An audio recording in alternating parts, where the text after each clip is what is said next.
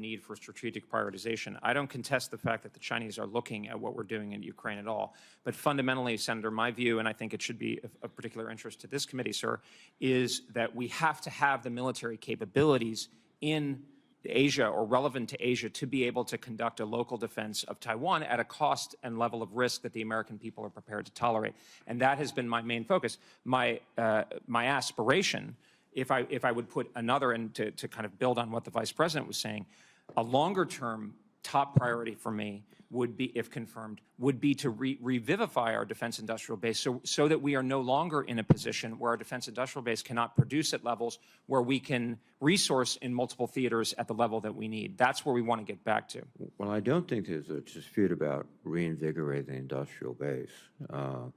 I think, though, there is, from astute personalities like Bill Burns, the fear that we're sending dramatically the wrong lesson. Indeed, on December 2023, you stated, quote, "The invasion of Ukraine is an evil act by the Russians, and I morally support the Ukrainian defense." Do you still agree with that statement? Senator, I think I stand by my record, but at this point, I think there's a very delicate diplomatic process going on where the president is rightfully trying to resuscitate the peace process, and I don't think it would be appropriate for me to weigh in on the specific case. The president declared, indicated the Russians invaded Ukraine, which is completely erroneous, and that Zelensky is a dictator, which is, I think, also erroneous. And, you know, we're in an awkward situation now. He's cutting every sort of tool we have, and that's not the way to negotiate. I don't think that was in the art of the deal. So I think we're in a very serious situation. Let me change topics for a moment.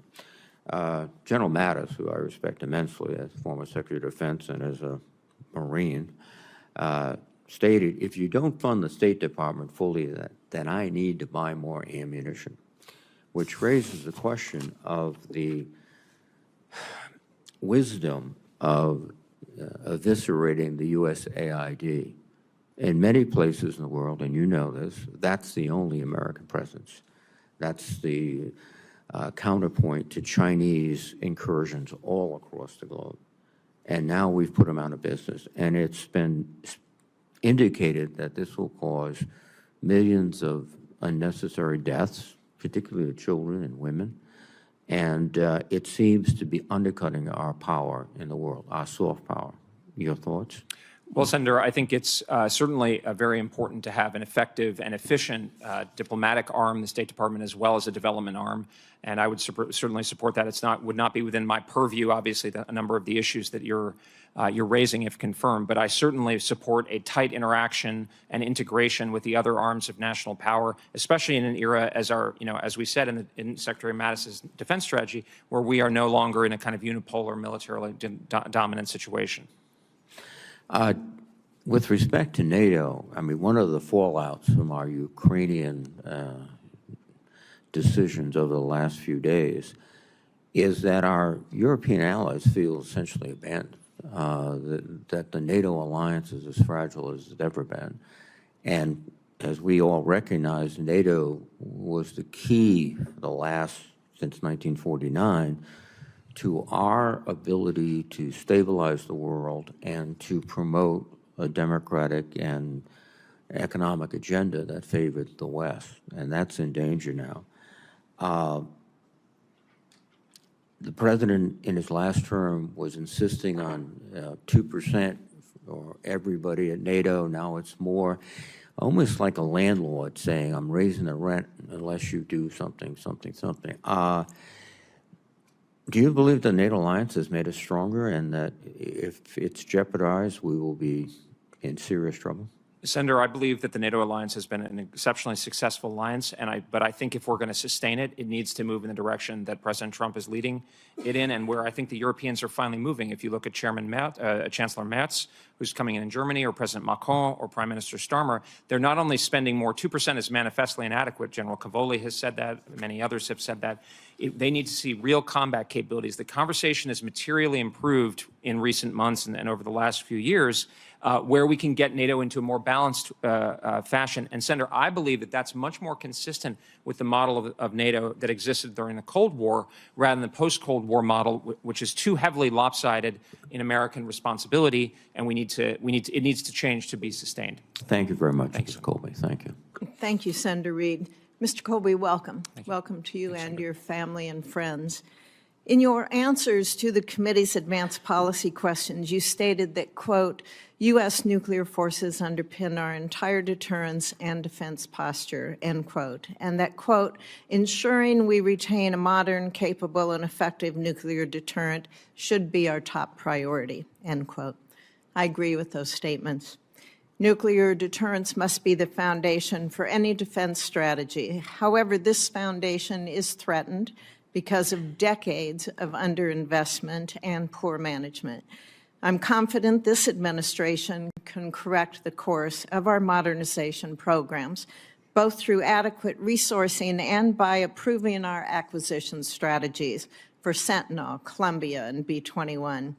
Mr. Colby, if confirmed, will you commit to working with this committee to fully modernize all aspects of our nuclear triad and continuing the work of the first Trump administration to rebuild our nation's most important military capabilities? I do, Senator. Thank you. Russia has nearly completed their modernization of all of their nuclear forces, and China's modernizing and they're growing their arsenal at a breathtaking speed. Yet the combination of an industrial base that we continually worry about in this country and overly complicated acquisition policies, it holds us back from keeping pace. You've talked about that. The Vice President talked about that in his introduction to you as well. If confirmed, what policies would you recommend to increase the overall capacity of that industrial base? Well, Senator, I think actually a number of the things that the Vice President has spoken about and the President, which is that a broader reindustrialization, in my view, is necessary to fix a lot of the defense industrial base issues, not just with the nuclear forces, as critical as they are, but also with the broader conventional forces as well, which is to say, and I know this committee has drawn attention to this problem, that despite the investment of money, often the results are less than people would like to see, for instance, because of workforce issues. So if confirmed, I wouldn't approach the problem with saying I have all of the particular policy ideas set and I'm going to, in terms of improving the industrial production. But what I would see my role as making very clear that revamping and restoring a really healthy and robust defense industrial base is absolutely a national priority. And what I've said as a private commentator, but I believe as a public official, if confirmed, is that we kind of need a national mobilization of our defense industrial base. We need to be able to get better results, and it seems to me that's something that could get wide agreement. Do you have in mind any acquisition policies that you would revamp at this point in time, that you would recommend changing or even eliminating? Senator, at this point, I wouldn't have any specific ones. I know a lot of those would be under the purview of the Undersecretary of Defense for acquisition and other, the service secretaries and so forth. I would be delighted to dive into that issue further and give you a more concrete answer. But again, I would see my role, if confirmed, as the USDP to kind of drive the overall strategic direction that we need to get better results out of our defense industrial base. Should we utilize the Defense Production Act in I think order to move that forward? absolutely would make sense. And deregulation in general at that level, I think all options should be on the table, including things that seem pretty dramatic, because I think, as the chairman rightly said, we live in a very dramatic situation and world. The department's also modernizing our NC3, and that's what the Strategic Forces Subcommittee calls the fourth leg of our triad. If confirmed, will you ensure that this effort receives the necessary attention and the resources that it needs? Yes, I will.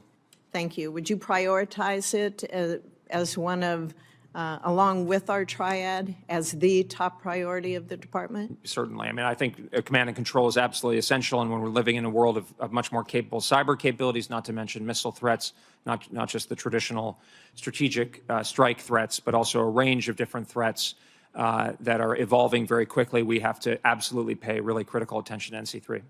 Thank you, Mr. Colby. Thank you. Senator Gillibrand, you are recognized. Thank you, Madam Chairwoman. Thank you for appearing here. Thank you for bringing your family. This is a very significant role you are undertaking that takes enormous amounts of responsibility and thoughtful judgment. I want to talk about the threats we are facing from around the globe. We've continued to see cyber threats from Russia. We had SolarWinds. We had the Colonial Pipeline compromise. We had the 2016 effort to undermine our electoral infrastructure.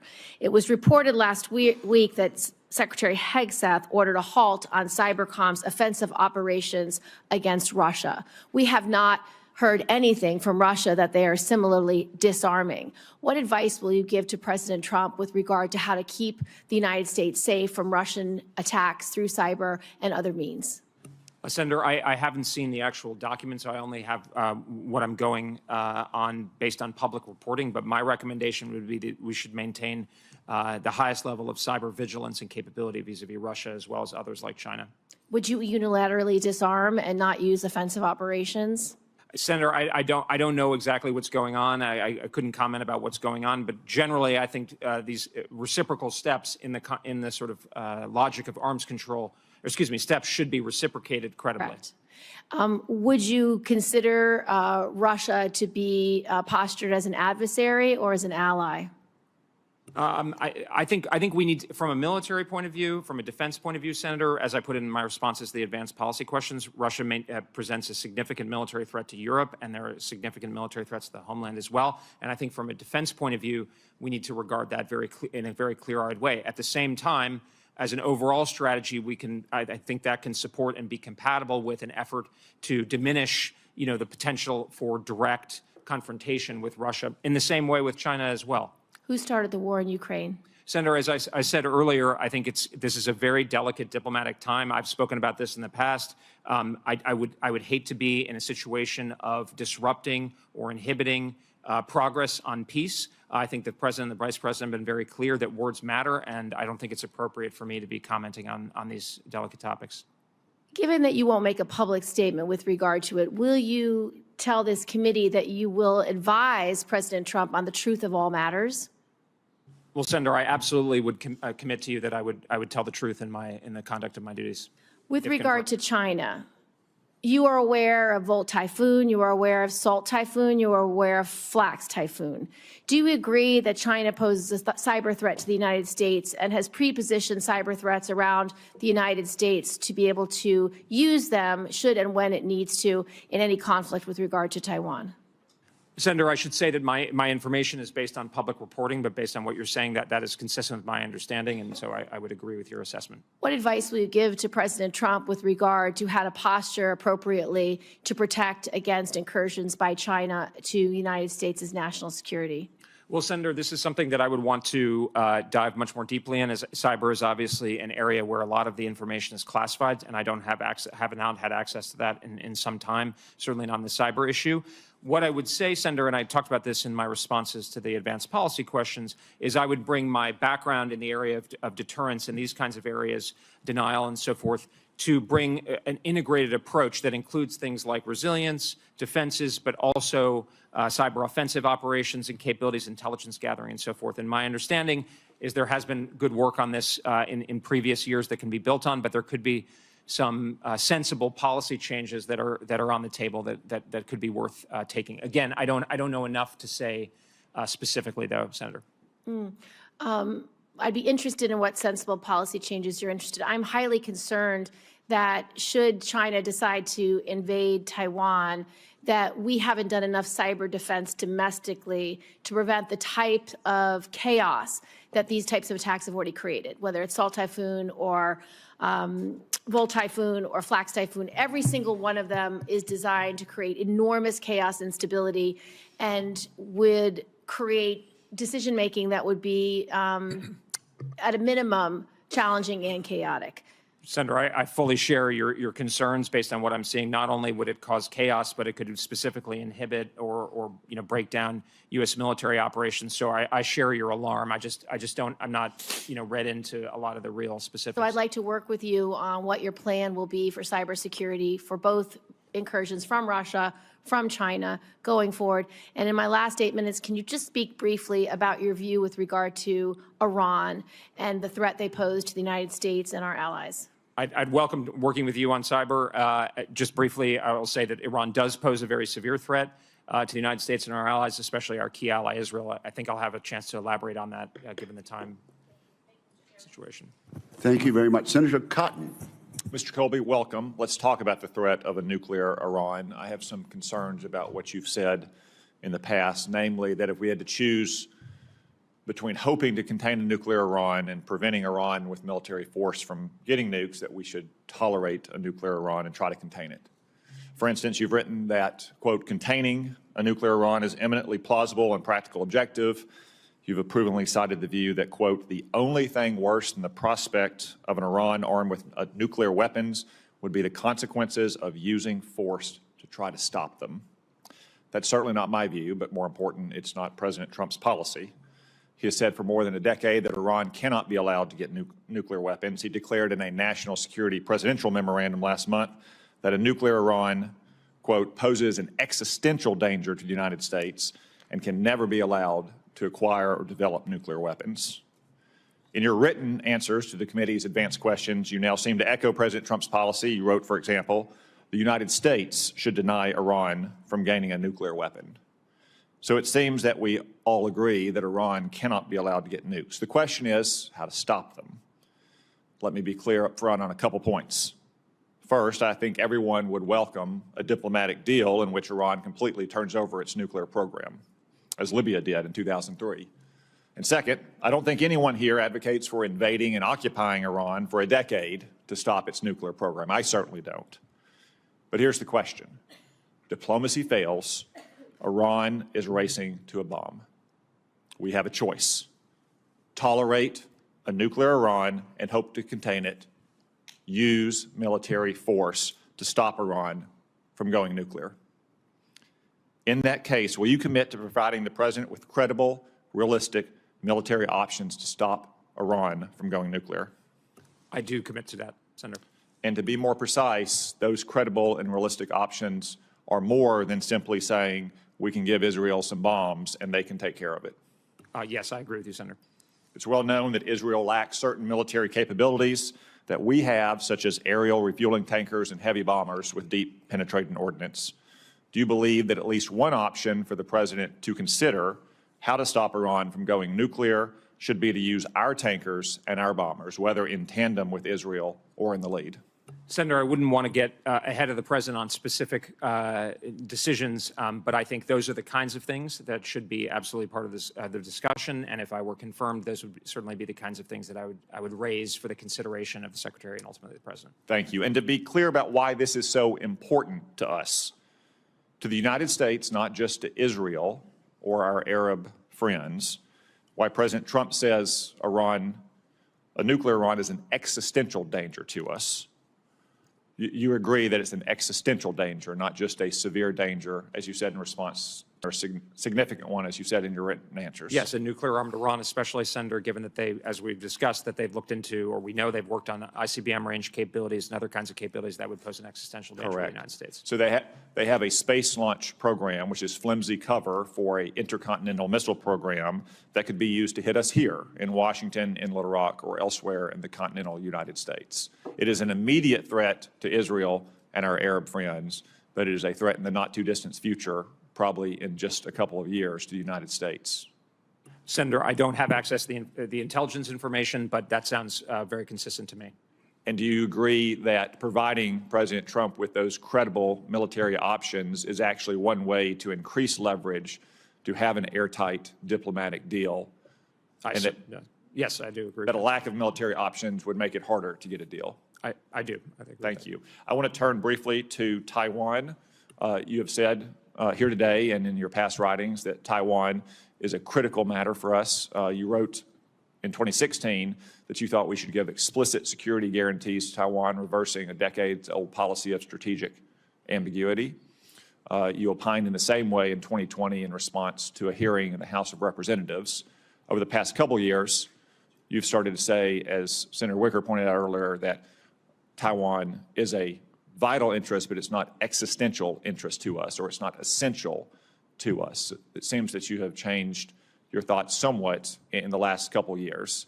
That is not, I suspect, because of Taiwan's defense spending, which, though still inadequate, I agree, has been trending upward for 7 straight years. So could you explain to us why in the last few years your views seem to have softened somewhat about the defense of Taiwan? Absolutely, Senator. I've always said that Taiwan is very important to the United States, but as you said, it's not an existential interest. It's very important. The core American interest is in denying China regional hegemony. What's changed, Senator, as we discussed, is the dramatic deterioration of the military balance. So if I could use the Churchill example again, it's different to engage in a futile and overly costly effort that would destroy our military, and I know you've written very eloquently about this danger in your recent book.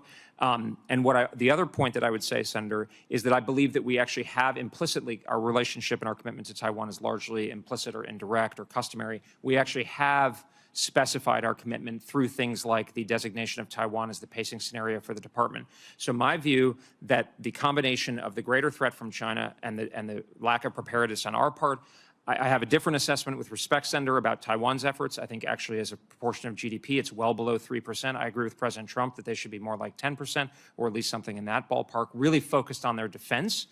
So we need to properly incentivize them. So together, that means that my focus has been, again, with the shooting the flare metaphor I used earlier, Senator, to get Taiwan motivated, to avoid precipitating a conflict that is not necessary with Beijing, and giving us time and space to be able to try to rectify this problem, because that is my goal, Senator. Thank you. Thank you very much. Senator Blumenthal. Senator Hirono. Thank you, Mr. Chairman. Welcome, Mr. Colby, to you and your family. I asked the following 2 initial questions with relevance to fitness to serve. So I'll ask you, since you became a legal adult, have you ever made unwanted requests for sexual favors or committed any verbal or physical harassment or assault of a sexual nature? I have not, Senator. Have you ever faced discipline or entered into a settlement relating to this kind of conduct? I have not, Senator. I think it's interesting that you would not say whether Russia invaded Ukraine, and that saying that this is a complicated kind of a situation right now. But I think I also heard you say that you would give the president your best advice regardless of what you think he might want to hear. So I'm going to ask you a simple question. Relating to whether Russian military forces invaded Ukraine. In February 2022, did Russian forces cross the border and invade Ukraine, yes or no? Well, Senator, you're describing a factual reality that is demonstrably true. Yes, so that would mean that Russia invaded Ukraine. So that was a question that you would not answer. I think that's pretty important, because if we care about what Xi Jinping thinks about what this president does and thinks, and if Xi Jinping thinks that we have a president who does not separate fact from fiction, such as who invaded Ukraine, I would think that maybe President Xi has conclusions that he would draw, maybe having to do with, as our ranking member said, U.S. fecklessness. And I also think that one of the reasons that our NATO allies are increasing their spending on military is that they do not think that they have a particularly stable partner in the U.S., and therefore they better look to their own interests, because they can no longer rely on the U.S. I think that is a very bad situation for the United States to be in, especially as we identify China as a pacing threat, and also whatever Russia is thinking along these lines, clearly they think that they now have a friend in the president. I don't think that helps us vis-a-vis our strength regarding Russia, regarding China. In fact, I think that we are placing ourselves in a very weakened position with regard to how we are viewed by our adversaries, that would be China as well as Russia, and our allies alike. Not a good situation to be in. We need a president who can separate fact from fiction. Let me move on. Since the administration has identified China as a pacing threat and the importance of Indo-PACOM to face that threat, would you agree with that? Yes, I think the department has identified China as the pacing. So, but INDOPACOM provided Congress with an $11 billion unfunded priorities list.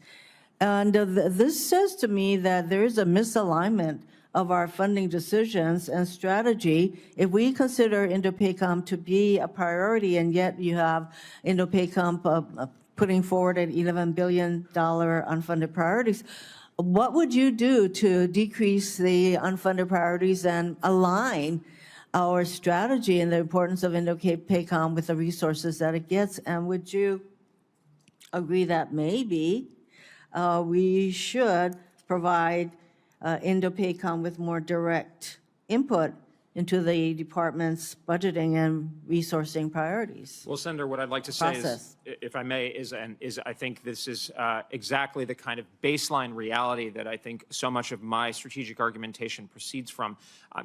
A lot of what I'm saying is that, you know, many of us in the public debate and so forth are acting as if you know, we can do everything, but the reality is that there's an $11 billion unfunded priority list from INDOPACOM, and realistically, I bet the real deficit is even higher, given that that's just what came out. So, Senator, if confirmed, I would make it an absolute priority, given the priority that China must get across administrations. I think this is now a matter of strategic consensus, to try to not only drive that down, but to, you know, reform the department and reprioritize it, to actually go through and carry out the strategic shift that's been talked about in some ways since probably Bob Work was Deputy Secretary of Defense at the end of the Obama administration. So would you agree that INDOPACOM, that command should be provided with more direct input into the department's budgeting and resourcing process? Senator, I don't have enough information to say specifically organizationally where I would fall on that, but certainly that perspective needs to get, I would say, an elevated. I hope so, because an $11 billion unfunded priority, that is the largest unfunded priority list of any of our combatant commands. Thank you, Mr. Chairman. And thank you. And let me observe, Mr. Colby, that I have been somewhat critical of the COCOMs that have not come forward with realistic unfunded requirements. And so I appreciate the exchange which you and Senator Hirono just had. Our next member is Senator Rounds. You're recognized. Thank you, Mr. Chairman. Mr. Colby, first of all, I really appreciated the time that I spent with you in my office. I appreciated your comments and thoughts. And to your family, thank you for allowing him to participate in this. It's going to mean a lot of time away, but it's the right thing to do.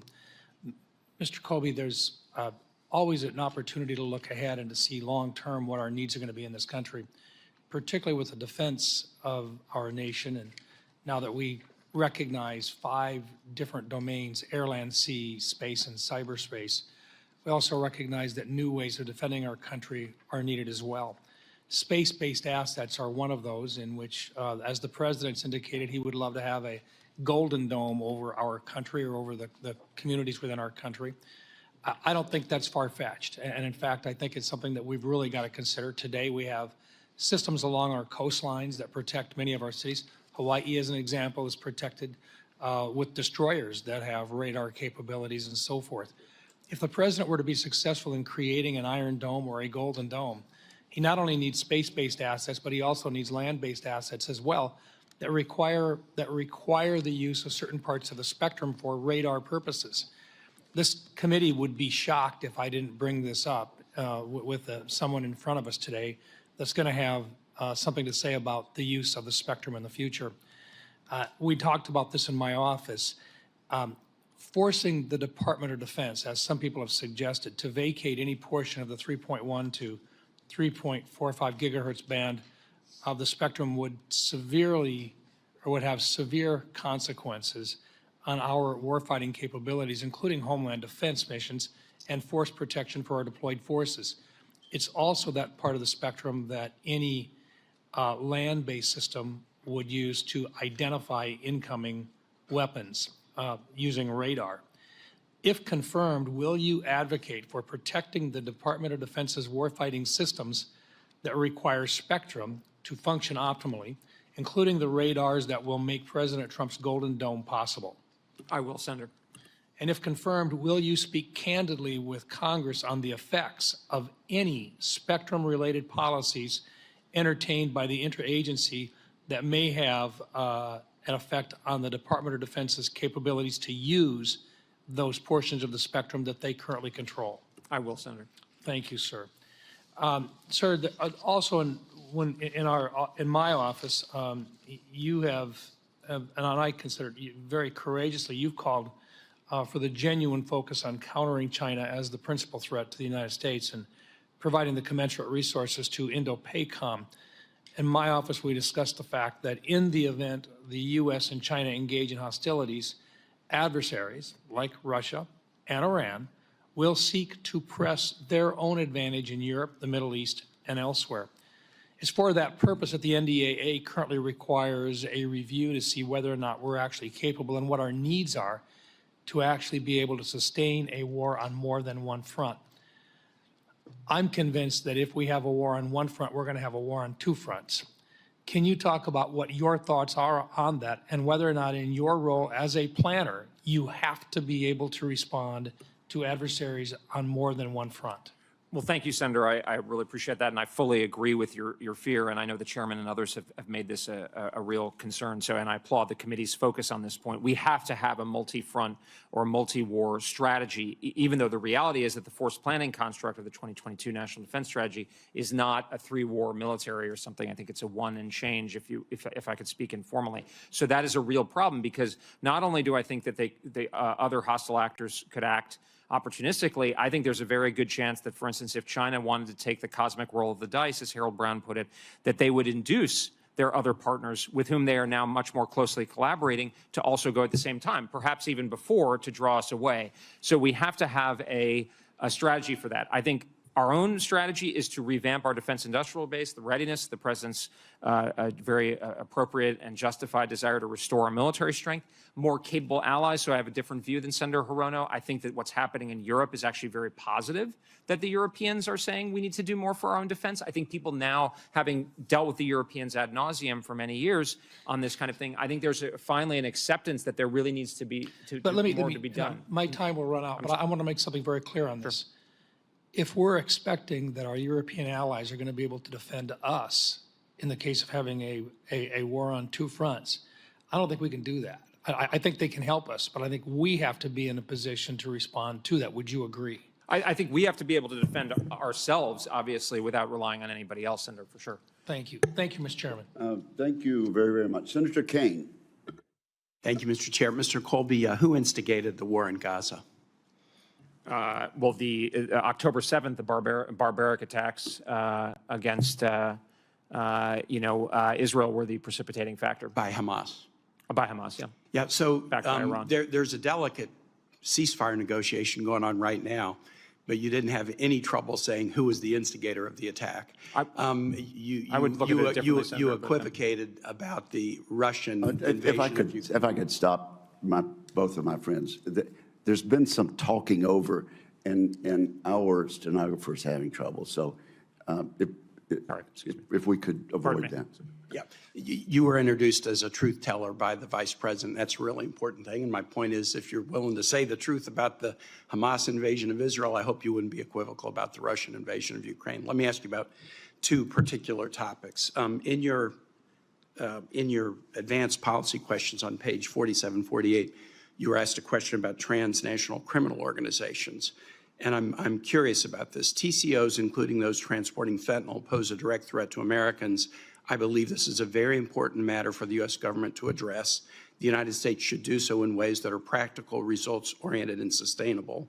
In light of this, the lead organizations are likely normally to be non-DOD. You then went on to say the DOD plays an important role. Talk a little bit about the way you see the effort against TCOs, the lead role of non-DOD and the supporting role of DOD. Well, thanks, Senator, and I know this is a special focus of yours, so this is something I'd want to learn more about, but I'm very conscious that, and this gets to some of the the sort of back and forth in other contexts, that military force is not a panacea. It's critical. It needs to be part of the so-called, of the president's menu of options. And in certain cases, it's absolutely necessary and can solve a problem. But things like transnational criminal organizations that are, crime has been with us since we got out of the, out of the jungles or whatever, it's going to be there, but we can reduce it. I think a big part of that is going to be obviously integration with the diplomatic arms, with capable partners who are willing to, and able to do more, for instance, in places like Latin America and other places as well. So I see DOD, I think it's important for the department to be more aware and active in those conversations. My impression, somewhat from within the department, but often from the outside, is that that's considered to be sort of out of the department's purview. I think it's important that the department be there, not necessarily always saying everything's to be solved with a hammer, but to be part of that conversation. And I'll say, I think the kind of people who are being populated in the senior levels of the State Department and elsewhere, the National Security Council, I would believe I could have a very good conversation and integration and collaboration along those lines, as well as Congress on these issues. And I think when you talk to the Southcom leadership, they're going to really emphasize that a lot of non-DOD assets are very important in this fight. I want to ask you a question about AUKUS. Because I'm on foreign relations and armed services, I've been pretty involved in the AUKUS framework. Pillar 1 also is pretty heavily invested in Virginia. You did a tweet in August where you said, AUKUS, in principle, it's a great idea. But I've been very skeptical in practice. I remain skeptical, agnostic as I put it, but more inclined based on new information I've gleaned it would be crazy to have fewer SSNs, Virginia class, in the right place and time. Talk a little bit about your perspective on AUKUS, the promise of the concept, and if there's practical skepticality, what that is. Yeah, thank you very much, Senator. I appreciate that. And this is another area where, as I mentioned in my opening statement, where new facts arise. I mean, my perspective is fundamentally, I would say, realistic or pragmatic and kind of data-driven, if you want, adaptive, based on new facts. The idea of empowering our Australian, in some sense, perhaps our closest ally in the world, they've been with us even in our less advisable wars, is the way I put it. It's a great idea for them to have attack submarines. But the problem is that we are, as Secretary Rubio has said and others, there's a very real threat of a conflict in the coming years, God forbid, over, along the first island chain. And our attack submarines, as you know well, Senator, are absolutely essential for making the defense of Taiwan or otherwise a viable and practical option, to my conversation with Senator Cotton. So if we can produce the attack submarines in sufficient number and sufficient speed, then great. But if we can't, that becomes a very difficult problem, because we don't want our servicemen and women to be in a weaker position and more vulnerable, and God forbid worse, because they're not in the right place in the right time. So my perspective, and what I've told the Australians and also the Brits, is, if confirmed, or before, I think it should be the policy of the United States government to do everything we can to make this work. And again, as we talked about in your office, Senator, this is getting back to restoring our defense industrial capacity so that we don't have to face these awful choices, but rather can be in a position where we can produce not only for ourselves, but for our allies. So having more capacity, even if it's a joint capacity, is a good thing. We just have to be careful as we try to produce an Australian capacity that we don't end up in a time period where we're sort of less than we would otherwise be. Precisely, Senator. Okay, thank you. I yield back. Thank you, Senator Kane. Senator Ernst. Yes, thank you, Mr. Chair, and good morning to you, Mr. Colby, and I want to welcome your family as well. Thank you for joining us today. I do appreciate your ongoing service and commitment to our Department of Defense. So for years, I've been calling out the waste, fraud, and abuse that we have had at the Pentagon to ensure that our taxpayer dollars are used to support our war fighters and protecting our nation. And the Department of Defense, which controls the largest portion of our discretionary budget in the federal government, has never once passed a full financial audit. The failure erodes public trust and prevents efficient use of taxpayer dollars for critical defense priorities. So, Mr. Colby, what policies will you put into place to ensure that the DOD passes an audit, as the law requires, by 2028? Well, Senator, thank you very much, and thanks for your kind words for my family, as well as the other senators. I absolutely would regard it as a priority, if confirmed, to make sure that the policies are in place to encourage efficiency and compliance with the federal audit. I agree with you, Senator. I mean, for the amount of money that we're spending, we should be getting better results, and I'm confident, and of course your leadership in the Doge Caucus and so forth, this is a real potential where we could get much better results and have a better defense industrial base kind of situation better readiness for our forces. So I would certainly commit. I don't have a specific recommendation at this point, but I'd most welcome hearing your thoughts and your team's thoughts about how to do that. Well, thank you, and I truly look forward to working with you on that issue as well.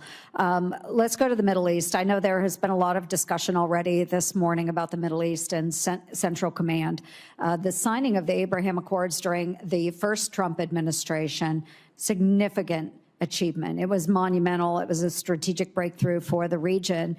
I've worked to expand this agreement through legislation in previous defense bills. We've focused on enhanced integration with our partners, which could be the examples that we've had: air and missile defense, artificial intelligence capabilities, and maritime cooperation to counter Iran. So what are your thoughts in expanding the Abraham Accords? How can we accomplish that? Well, thanks, Senator. I think the Abraham Accords were a triumph of President Trump's first term, and I'm very hopeful that they can be built on in this term. I think they're an example of where diplomacy that isn't expected and maybe kind of unorthodox in certain ways can nonetheless come about. And I think it offers part of the solution to dealing with Iran's regional hegemonic aspirations, its use of proxies and so forth, although it's not exclusively so.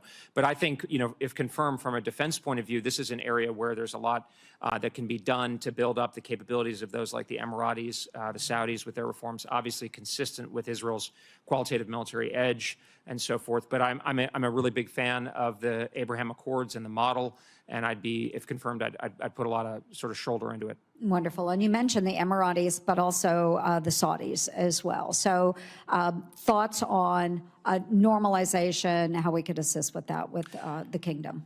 Well, Senator, I'm not fully briefed on exactly where things are. I think the more we can promote and encourage normalization, I assume you mean between Riyadh and Jerusalem, I think that would be that would be a huge coup. I've seen reporting on that. In the press, I don't know where things stand. Again, that's an area where quiet diplomacy probably makes the most is probably the most effective. But I certainly think that would be an incredible thing. And if I were confirmed, I would certainly I would support that efforts in that direction. I do too. I think that would lend to additional stability across the Middle East by the addition of that normalization between Jerusalem and Riyadh. So as we discussed during our in-office meeting, I've been working a very long time to combat sexual assault in our military.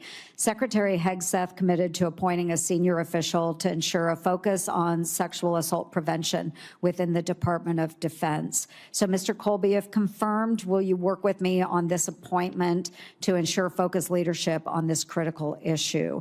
And will you commit to providing Congress with regular updates on the progress made in this area?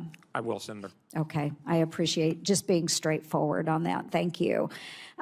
So again, just in remaining time, and I know my dear friend from Alaska will talk a little more about NATO, but talking about how relationships matter around the globe, just in the remaining time, just give me your stance on America remain engaged on the world stage.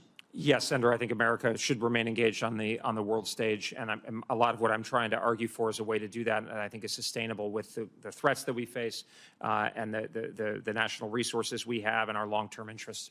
Thank you very much, Mr. Colby. Thank you, Mr. Chair. Mr. Colby, I think I'm going to ask you to enlarge on that on the record. So at this point, I think that'd be helpful. Senator King, Senator Warren beat you here, so she gets to go first. Senator Warren. No, Senator. Okay. Senator King. Thank you. Mr. Colby, the Vice President characterized you as a truth teller, someone who would tell the truth to power, and yet today you've not told truth of who started the war in Ukraine. I'll give you one more chance. Who started the war in Ukraine? Well, Senator, I would tell the truth. I don't think I'm saying anything that's untrue, but I also think it's important to be discreet and say things at the appropriate time and place. The problem is you tell us you're going to tell truth to power. The most obvious truth is that Russia invaded Ukraine. Everybody in the world knows that. And you won't say it here today because it appears that you don't want to offend the president. But that's the whole point of the Vice President's testimony that you would say truth to power, but you won't do it here today on the record. This is an obvious truth. Reminds me of the old country song, who are you going to believe, me or your own lying eyes? We all saw it. Well, Senator, the way I see it, sir, is that diplomacy, especially a very delicate period where I'm hoping personally hoping that things very much get back on track and head towards But peace. shouldn't diplomacy be based on the truth? Well, you've made your non-point, I suppose. Let's talk about terrorism. Deterrence doesn't work with terrorism. That's one of the problems, and I'm afraid this country has taken its eye off of terrorism. You talk about China, others have talked about the Middle East, but terrorism is a consistent threat. ISIS-K is trying to make a comeback in Syria. The Al-Qaeda is active in Afghanistan and other places. But deterrence doesn't work. They don't have a capital city to blow up. They don't care about dying. Intelligence is our best defense against terrorism, and yet we're seeing the greatest loss of jobs, of firings in the CIA in something like 50 years. Talk to me about how do we deal with the threat of terrorism when we're cutting our intelligence capacity? Well, Senator, I very much agree with you about the enduring threat of terrorism. In fact, when I wrote my book, I thought, and I did the defense strategy with others back in 2017, 2018, this is something I was very much thinking of. In fact, a little personal. I mean, I was walking with my two sons, who obviously don't remember this, but on last 9/11, and conveying to them how vividly I remember that. So that is not something that I take for granted. And we do have, a transnational jihadi terrorism. So I think this absolutely does. And my argument would be, and if confirmed, I would ensure, to the extent it was in my power, that preventing terrorist attacks against Americans and our allies where possible should be an enduring role of the American military. Obviously, that's a critical part of intelligence as well. But as I've thought about this for many years, intelligence is really the best defense. Deterrence doesn't work, as I said, and yet we're eviscerating our intelligence capability as we're sitting here today. Well, Senator, I couldn't speak intelligently. I'm just reading the news reports about what exactly is going on in terms of at the CIA and others. But I have confidence that Director Radcliffe and others are making things more efficient, more focused, more lethal. I know they're trying to make, in fact, try to encourage, as far as I understand, try to encourage case officers and others to go into more dangerous assignments precisely to prevent such an outcome. I hope you're right. Just a note on Taiwan. To me, one of the critical questions is how much is Taiwan committed to its own defense? It's disturbing to me that in recent months, the Parliament of Taiwan has moved to cut their defense budget. And how are we to be expected to think about sending Americans into harm's way on behalf of a entity that doesn't seem all that interested in protecting itself? Are you disturbed by that move in the Taiwanese Parliament? I'm profoundly disturbed, Senator, and I think the question that you're raising is one that I've heard not only Democrats but Republicans raise often in private. Secretary Mattis, who was mentioned earlier, said we can't care more about your defense than you can. So this is where I think I've been trying in my communication and my recommendations for policy vis-a-vis Taiwan to try to induce them in whatever way possible to become, say, more like South Korea. So it's a very plausible model with a much more serious military, because not only do I don't think it's fair to Americans to ask Americans and our servicemen and women to suffer at great if our allies are not pulling their weight, but also that it won't even be viable. One more truth to power question. Last week, the United States ceased supporting the restoration and protection of the electric grid in Ukraine, which the Russians have continuously targeted. Yesterday, the administration announced its cutoff of military aid to Ukraine. Do you believe that those two things together, undermining the security of Ukraine in this critical moment, are good ideas? Senator, as I said, I think the critical thing at this point is for advance in the peace process, and for us, including Kiev, to cooperate. I think there's an opportunity. You're all about policy. I'm asking, do you think the cutoff of aid to Ukraine yesterday is good policy? Well, Senator, I'm only seeing the reports recently, but I think we need to I think the president has a plan for us to end this war, and a sustainable model for a secure and sovereign Ukraine, and a Europe that can be more defensible. And I think that's the route that we should all take. Thank you, Mr. Chairman. Thank you very much. And Senator Sullivan, you're next. Thank you, Mr. Chairman. Mr. Colby, good to see you and your family. Thank you to your family for serving everybody. I know your father's served his country very admirably as well, so thank you, all of you. I want to just make a point. 4 years ago, when the Undersecretary of Defense for Policy was testifying at his confirmation hearing, President Biden's Undersecretary, he said that one of his top priorities was to, quote, stamp out systemic racism within the ranks, unquote. My view is that began the woke assault on the military. Do you believe our military is systemically racist, Mr. Colby?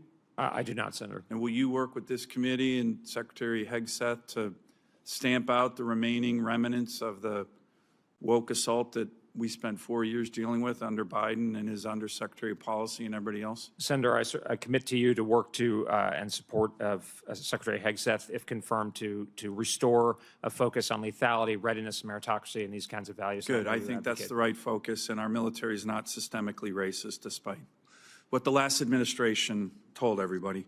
Alliances, I'm glad to see in your short, brief, but powerful opening statement, you talked about the power of alliances. Do you agree that our alliances throughout the world are a source of American power and strength? I do, Senator. I think they need to be, as I said, adapted and made more sustainable, and that's the approach that I would take, fixing rather than dumping is my approach. The ambassador for NATO is having his confirmation hearing right now as we speak, downstairs and upstairs or somewhere in the Foreign Relations Committee. That's Matt Whitaker. He has testified already this morning. He's a strong supporter of the NATO alliance. Are you a strong supporter of the NATO alliance? And getting them to get to 2% or 3%, certainly.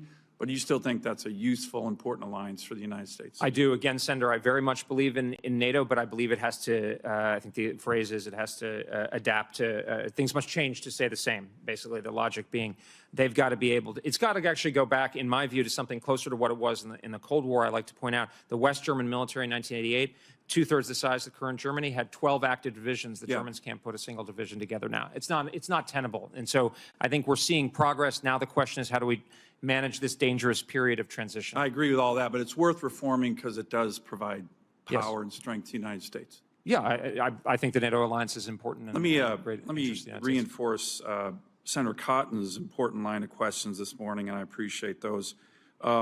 Just to be clear, your suggestions in previous writings, you had a Wall Street Journal editorial that was highlighting those today, that we could tolerate Iran with a nuclear weapon, a suggestion, is no longer your view, correct? Well, Senator, if I could elaborate on this. I would just be real quick. Yeah, but I believe we should not allow Iran to have a nuclear weapon, and if confirmed, I would believe that it's my responsibility to provide credible, good military. And that's your personal view, because a lot of times you can say, well, that's the president said it. That's my own so view. that's kind of mine, but you don't really believe it. But you believe that, I believe that personally. Yes, and Senator, if I could. It's important, by the way.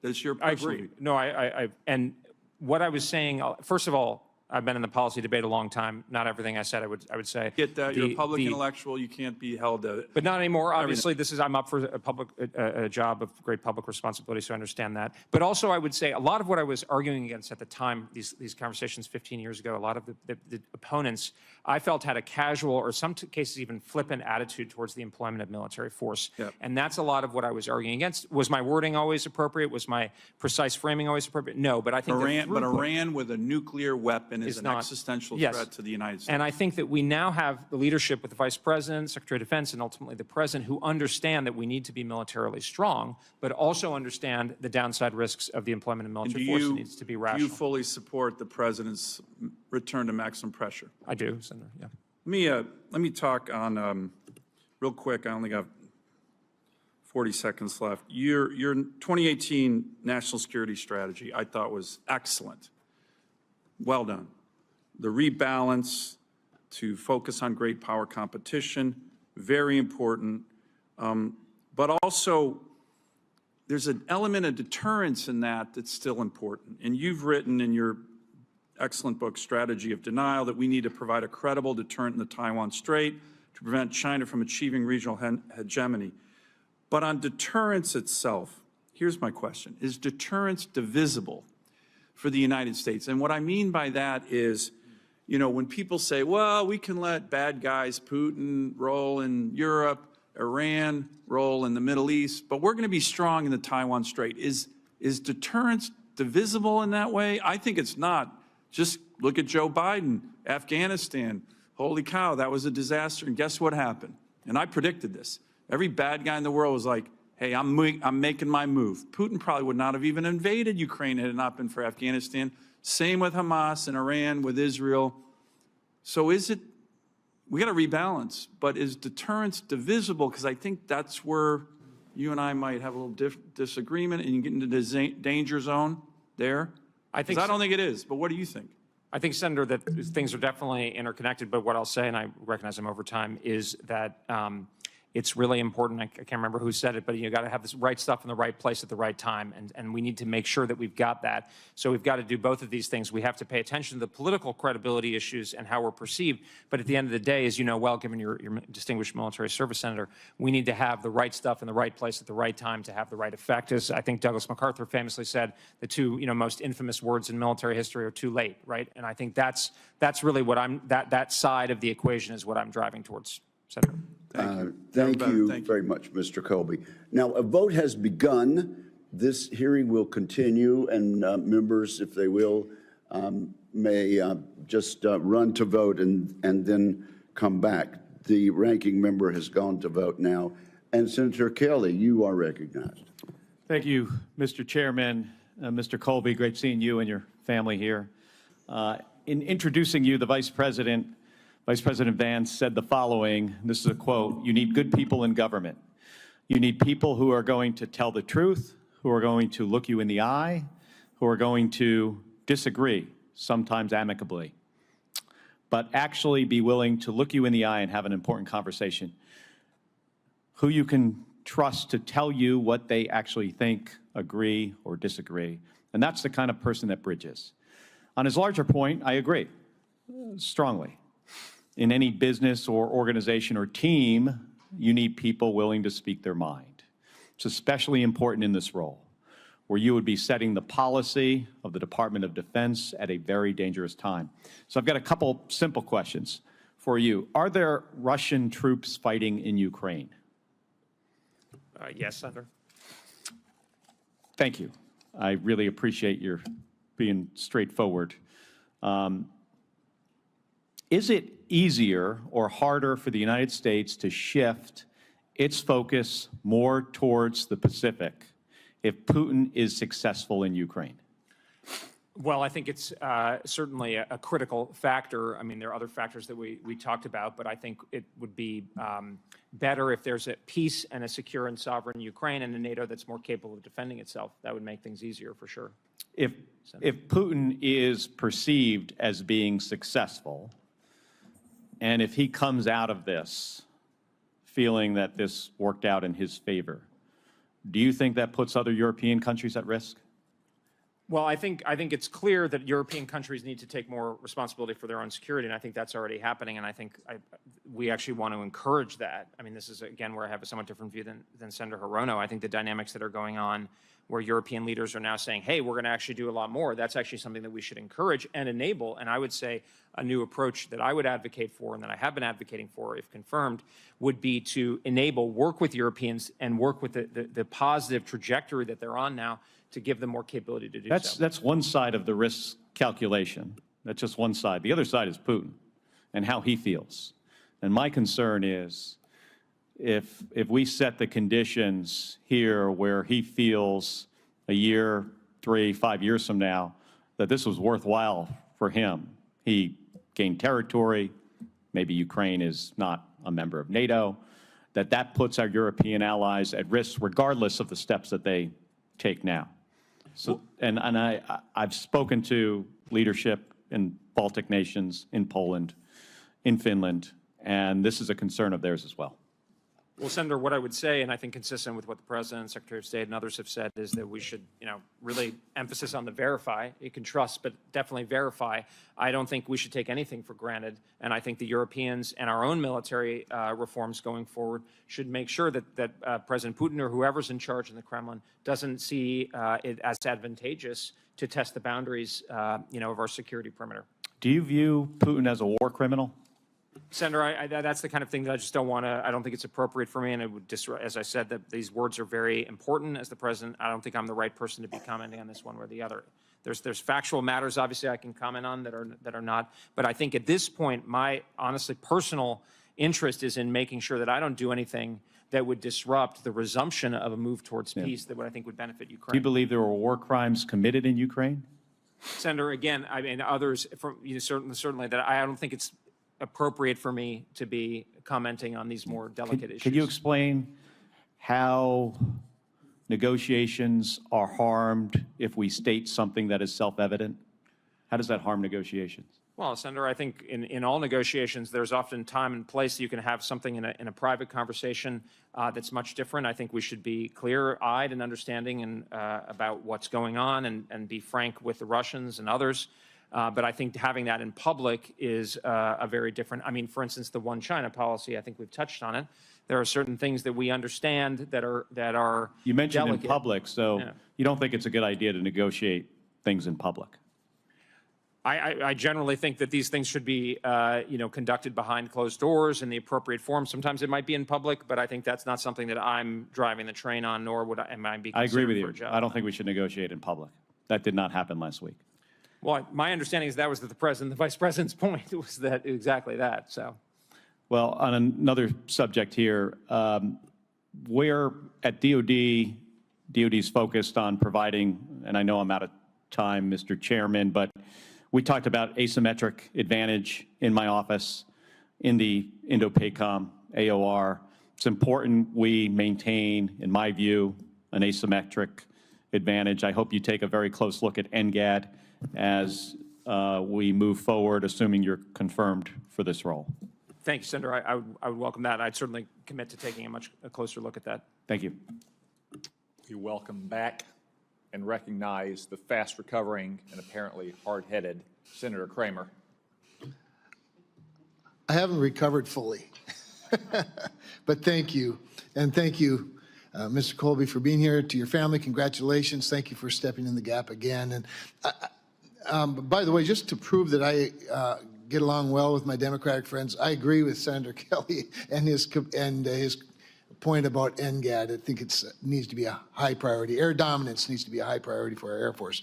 However, I also sense and understand your frustration, although I must say you've done marvelously in answering their attempts to get you to say something that may upset the delicate balance right now going on between the various players in this hopefully negotiation to peace in Ukraine.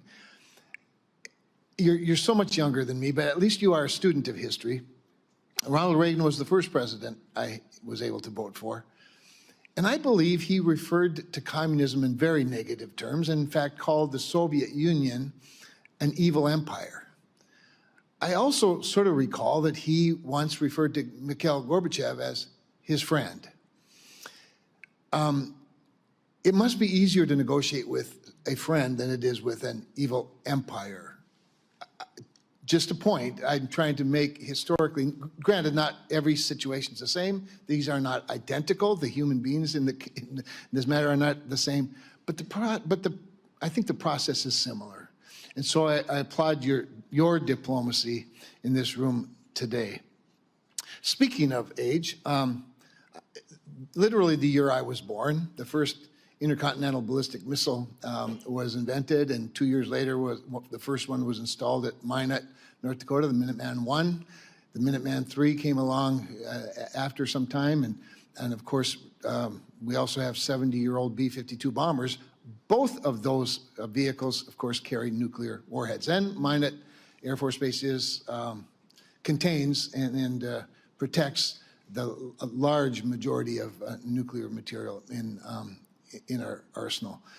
So I've literally watched nuclear deterrence work up close and personal, and have very much appreciated in my career in Congress and the United States Senate, getting to know not just the processes, not just the systems, the very old systems, every bit as old as I am, but also the airmen that protect them, that fly them, that operate them. Really rather remarkable. I want to drill down with that a little bit with what you were visiting with, of course, Senator Fisher about, and maybe even get even more specific in that sense that particularly the land-based deterrent, the Sentinel, has had some challenges. We don't do this very often, obviously, like every 60 or 70 years. And so we find ourselves in a crunch financially with regard to Sentinel.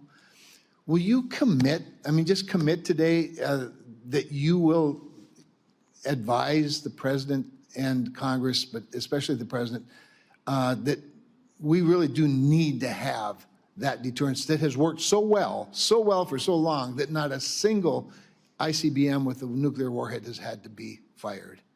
Yes, Senator, thanks very much. And I do commit to advising the support for the ICBM and the Triad and the land-based leg and the Sentinel program as well. Obviously, there are concerns about the health of the program, so that would, if confirmed, that would be a priority, working alongside ANS and other, the Secretary of the Air Force, to try to get that thing back on track. But certainly, you have my commitment. As long as we're on the issue of the Air Force, many administrations, recent administrations, have been shedding, it seems, the responsibility of the Air Force to provide good ISR, airborne ISR.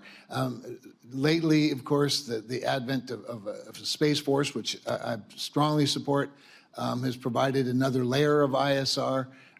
However, airborne ISR remains, in my view, very important. COCOMs tell us all the time how important it is, and yet we're seeing what I believe is an escalation of shedding ISR by the United States Air Force, particularly modern ISR. I would just ask what your level of commitment is to providing. First of all, you're important. How important you feel ISR, airborne ISR, is to the Air Force and to the COCOMs, and your level of commitment to overseeing. Well, thanks, Senator. Thanks very much. Thanks, Senator. Thanks very much. And as we discussed in your office, Senator, I think that airborne ISR is very important, especially for its own reasons, but also because we cannot solely rely on the space-based layer. I would also just say, Senator, if I could, and it's really nice to see you, and I hope your recovery goes very well. Thank you for being here today. I believe President Reagan, when he went to Moscow and he was asked about the evil empire during the period when he was engaging with President Gorbachev, and he kind of demurred. He said, "This isn't," he said something like, "Well, I wouldn't put it that way at this time." So I think that shows actually President Reagan is a great example of having a clear moral, vision, but also understanding that there's a place and time for everything, and being able to move and adapt to take advantage of new circumstances. Senator Peters.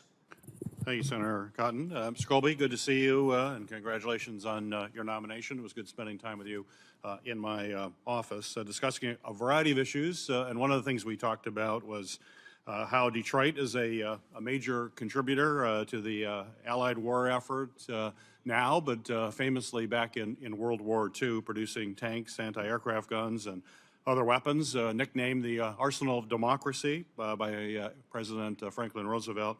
And I think you described it as the Detroit deterrent. So I liked that saying.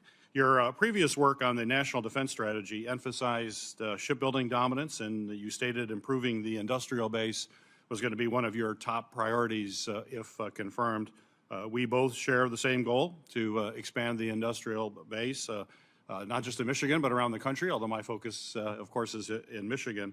So my question for you, sir, is if confirmed, what policies or initiatives would you lead to mobilize national military industrial base? We have to outproduce our adversaries, and this is going to be critical, but how would you prioritize that, and specifically how? Well, thank you very much, Senator, and I really appreciate our discussion as well. So appreciate the kind words, and I absolutely share your conviction on this and an attempt to move it forward. Obviously, a lot of the responsibility for these issues would be in places like the service secretaries and acquisition and sustainment and so forth.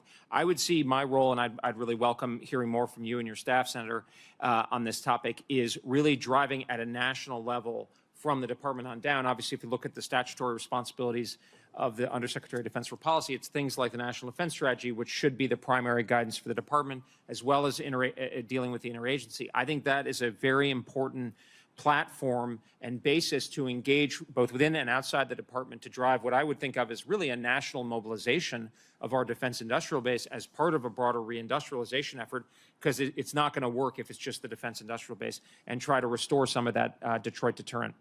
Great, wonderful. Mr. Colby, there are proposals for a space-based Iron Dome for America, and that has gained certainly traction in some political circles. Despite what are known technical challenges, certainly cost concerns as well. As you know, Northcom and Southcom both face some real operational challenges now, including domain awareness gaps, critical infrastructure protection, a whole host of challenges. So my question for you is, how do you evaluate the feasibility of such an Iron Dome concept for defending the entire U.S. homeland, given the competing operational challenges that both Northcom and Southcom currently face? Well, thanks, Senator. I understand where you're coming from. I believe in, and you know, having spent a lot of time studying the history of kind of missile defense capabilities, I think those are very valid questions. I fully support the President's EO and the Golden Dome approach, in large part because I think the range and scale and type and sophistication of missile and other unmanned threats, the homeland is growing, and so we need to keep pace with that. I do think one of the reasons, again, where sort of, you know, the Keynes line facts change, so, you know, my recommendations change, is I think some of the technology breakthroughs that we've seen in things like drones and unmanned systems, as well as in artificial intelligence, you know, and related fields, could really drive down the cost curve and offer up technology capabilities or technology solutions and results that would give us a much better bang for our buck, if you will. Now, a lot of that would be in places like R&E and other places, but I think that's a very reasonable, you know, basis to move forward and not just kind of pie in the sky thinking.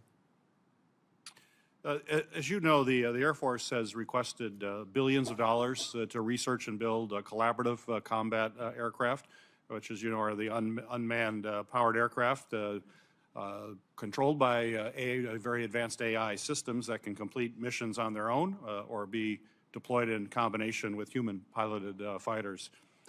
These autonomous aircraft are probably particularly crucial when we think about the Indo-Pacific and the vast range that encompasses.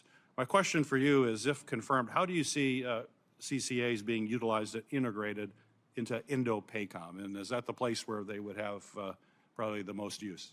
Well, thanks, Senator. I mean, unfortunately, my knowledge of this is really from reading the defense press and on the outside, so I don't feel I have the basis to give you a really informed answer, but I would say that I think we do need to see unmanned systems operating alongside manned systems in an integrated fashion with other unmanned systems as part of the operational concepts for the future, especially in places like the Pacific, given not only the long ranges, but the scale and density and sophistication of Chinese integrated air defenses.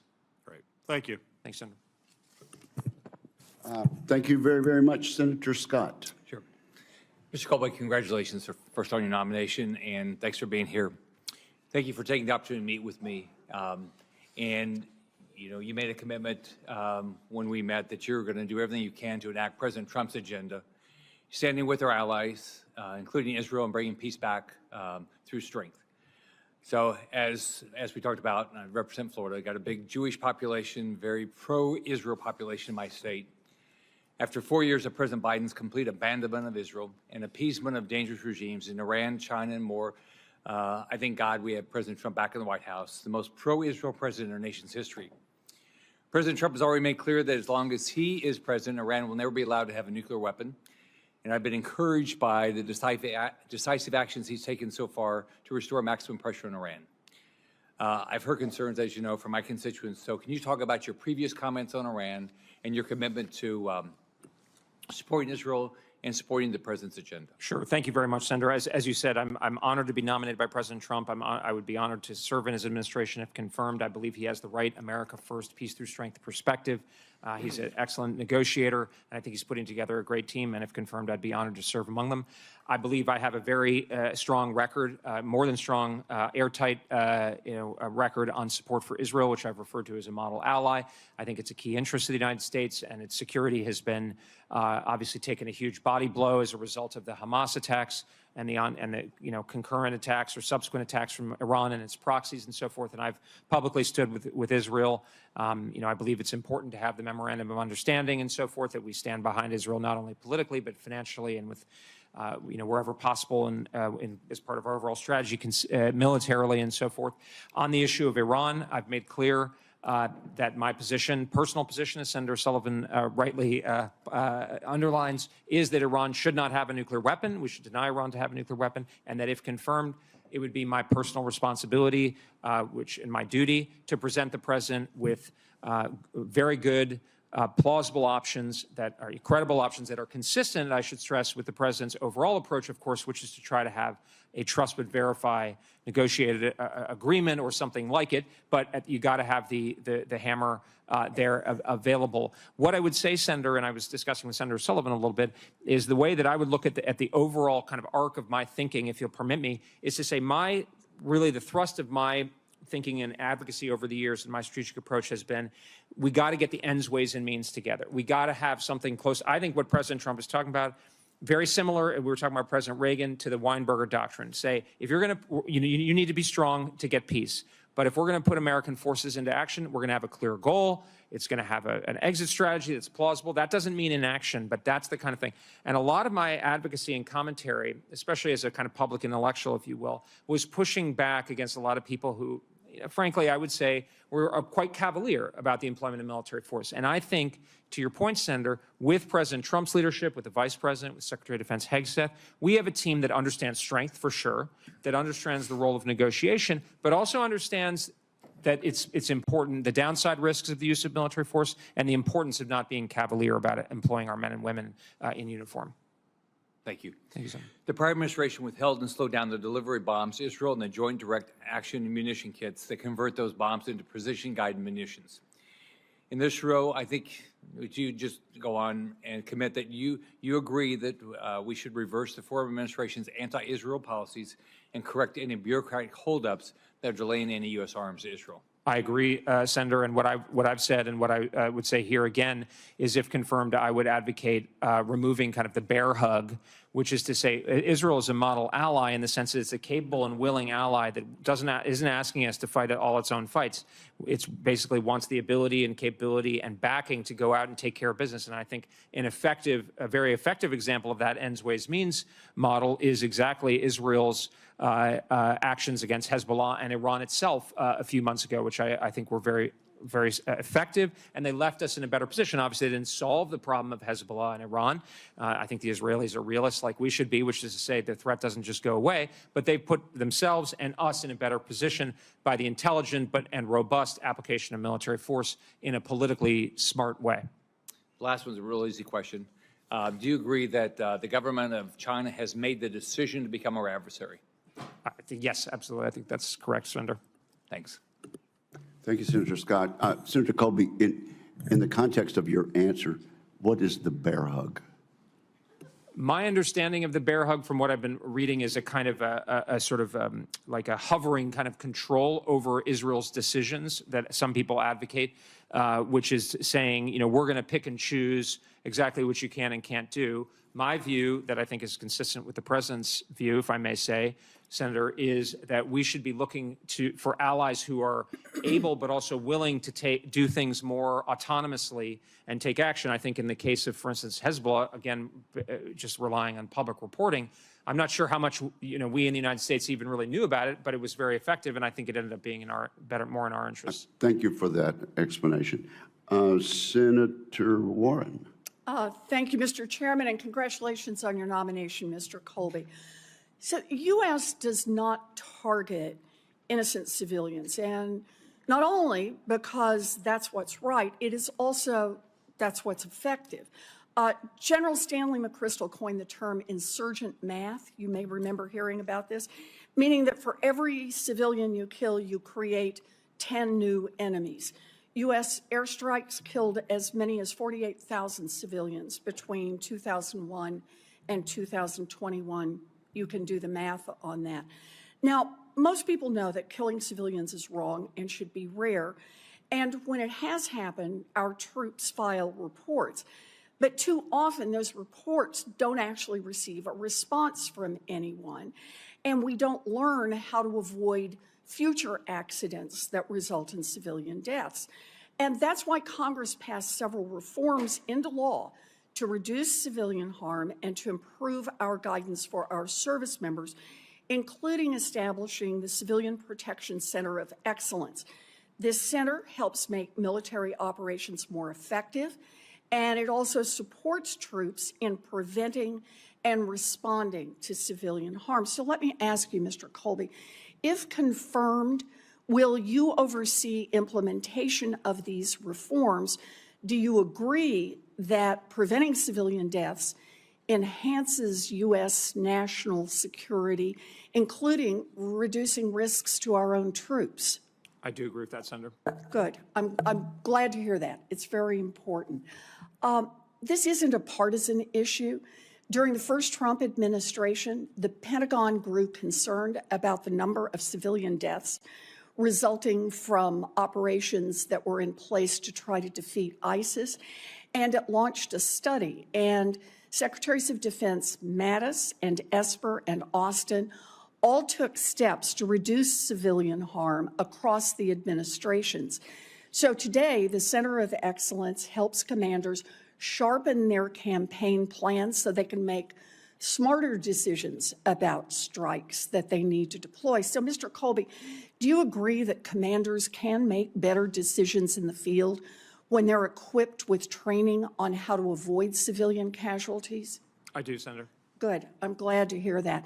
Following the laws of war helps set us apart from terrorists and from adversaries like Russia, which has targeted civilians in Ukraine.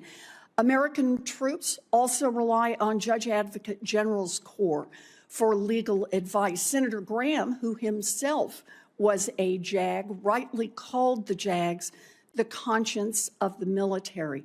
Mr. Colby, do you think it's important that commanders have legal advice that they can count on and trust? I do, Senator. Secretary Hedgecoth's outspoken disregard for the rules of war endangers U.S. troops, and his firing of the top military lawyers in the Army, the Navy, and the Air Force last month, and his plans to reduce the rank of JAG leadership from a 3-star role to a 2-star role are deeply concerning. If confirmed as Undersecretary of Defense for Policy, your views will send a message from the top about whether the laws of war matter. I urge you to take this seriously. I appreciate your answers today. If you want to expand on any of them, you're welcome to do so. Thank you, Senator. I've seen the reports in the press, so I can't speak about it authoritatively. I trust Secretary Hegseth's judgment. What I would say is that if confirmed, I certainly would take the laws of war very seriously. It's something I've studied in the past. I've thought about a great deal. It's part of the overall ends, ways, means, and the rational use of military power. Again, not to be sanguine about it or blasé, but to say that observing the laws of war, understanding them in a reasonable way that's consistent with combat effectiveness and military effectiveness and achieving our goals and deterrence, I think that's a very important part of the picture that I think is part of the role of the USDP if confirmed. I appreciate that, Mr. Colby. I think that helps keep our war fighters safer, and I also think it helps keep our nation safer. Thank you. Thank you, Mr. Chairman. Thank you very much, Senator. Now we have Senator Tuberville, followed by Senator Duckworth. Good morning, Mr. Colby. Good to see you and your family, and thank you for wanting to take on this job. It's going to be very difficult, but we think you can handle it. Mr. Colby, you advocate for a strategy of denial in military and geopolitical context. How does this concept translate to Central and South American places like Panama and the troubling amount of influence that China is starting to have and has had in that area? And by the way, they just announced that one of our major corporations is purchasing both ports at the Panama Canal, which is very good news. Well, thanks very much, Senator. And I think the President's early initiatives on our hemisphere in places like Panama are very encouraging. I think this is part of an overall strategy both to secure our own interests directly, secure the territorial integrity of our homeland from unchecked migration and lethal fentanyl flows that are killing hundreds of thousands of Americans, but also to, as you said, Senator, to ensure that China does not gain a foothold or beyond a dominant position in critical areas of Latin America, which I think was happening. I think that's a big part of the strategy now. I think part of that is up to the military, but a lot of it's part of the other agencies of government, the State Department. I know former Ambassador in Mexico, Ambassador Chris Landau, is going through his hearing downstairs, I believe. He's up for the Deputy Secretary of State. You know, I think that's the kind of relationship between DOD and the State Department where you have a clear picture that we've got to have a handle on our hemisphere. We're pursuing our own strategies, and we're also empowering countries in the hemisphere and in the region to contribute more to, through development, through better governance themselves, through alignment with the kind of common sense approaches that I think that we're following here, that can result in better outcomes for all of us. Yeah, I think you'll find the new administration in Panama is very receptive for us too. Once you get in your position, you'll find that out. Been down there several times, and they need help as we need more access to the canal. So thank you for that. You know, in 2023, President Biden overrode President Trump, the Department of Air Force, and the findings of multiple studies, including an Inspector General review, and directed that the headquarters of Space Command remain in Colorado instead of moving to its selective location at Redstone Arsenal in Huntsville, Alabama, my state. Mr. Colby, if confirmed, will you be the senior DOD official in charge of space policy? You will be, as well as strategy, plans, and capabilities for the entire department. Do you agree with me that, as a matter of policy, it is in our nation's best interest to make basing decisions on merit and not on political agendas? I do, Senator. Thank you.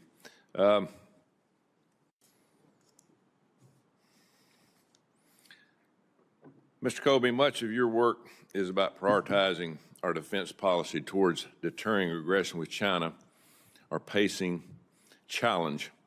What do you make of the progress made over the past few years by our adversaries toward integrating with their militaries? I'm talking about since Ukraine, Russia have had their conflict, all the people in the East basically are running to China. What's your thoughts on that?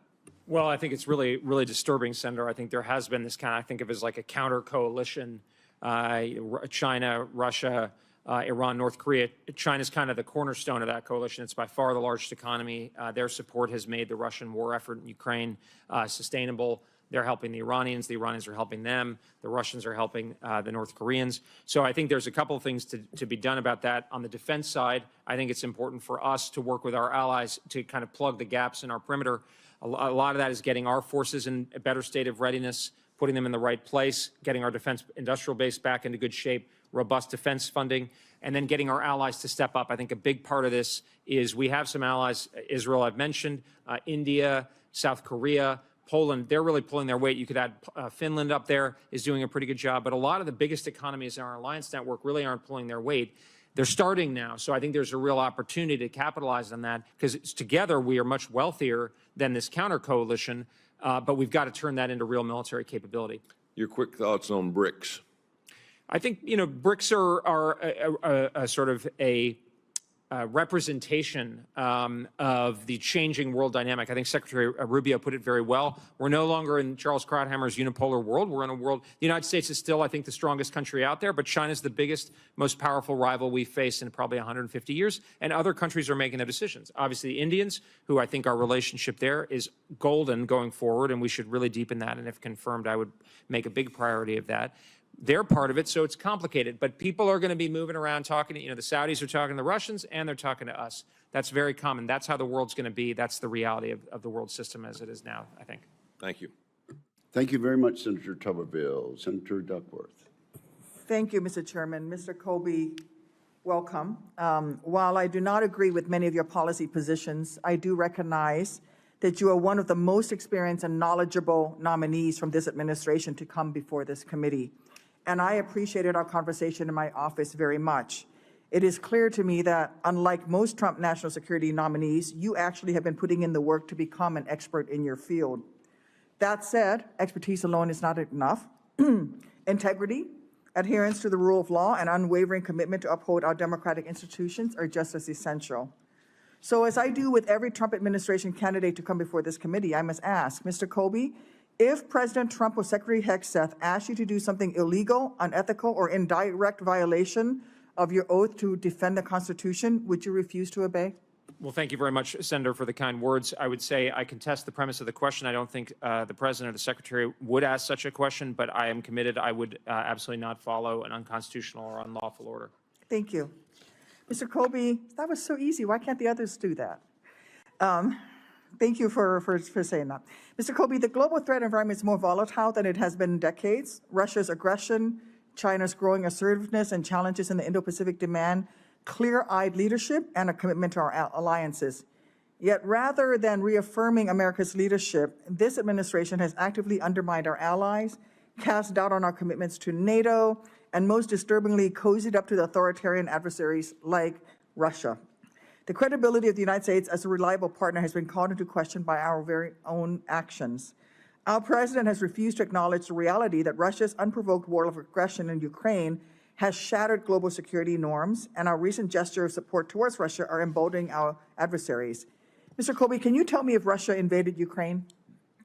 Senator, as I said earlier, I don't want to disrupt anything going on with commentary on a fraught matter at a very delicate time. I'm really committed to making sure whatever I can do or not do anything that would hinder the ability to get a peace process on track. Why does acknowledging whether or not Russia invaded Ukraine, which is a known fact, affect the peace process? I think the president and the vice president made clear that words matter, that in these times of delicate diplomatic negotiations along the lines, I think, of what Senator Kramer was saying. It's not my place. I'm here as a nominee. I'm not part of the conversation. I wouldn't want to do anything to weigh in on this, especially at this very sensitive time where, Senator, I hope things do get back on track where we can have moves towards peace. And I don't think it's my place. I'm not authorized to speak on this matter as a representative of the government. I'm a nominee here. It's astounding to me that you can't answer the question of whether or not Russia invaded Ukraine when it's a known fact. That would be as if saying you don't know whether or not Hitler invaded Poland.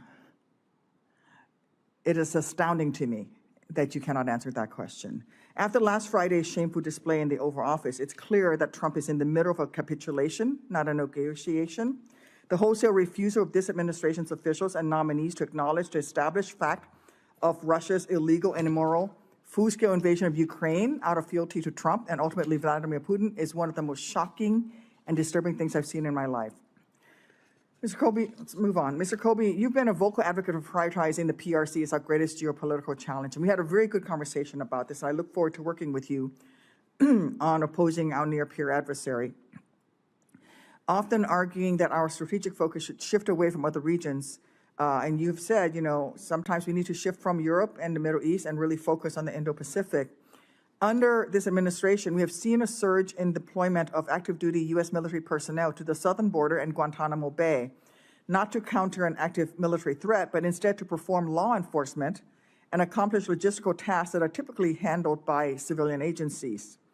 Mr. Colby, given your stated concerns about the need to strengthen deterrence against the Communist Republic of China, do you believe diverting military assets to perform domestic political theater at the border is an effective use of our limited defense resources?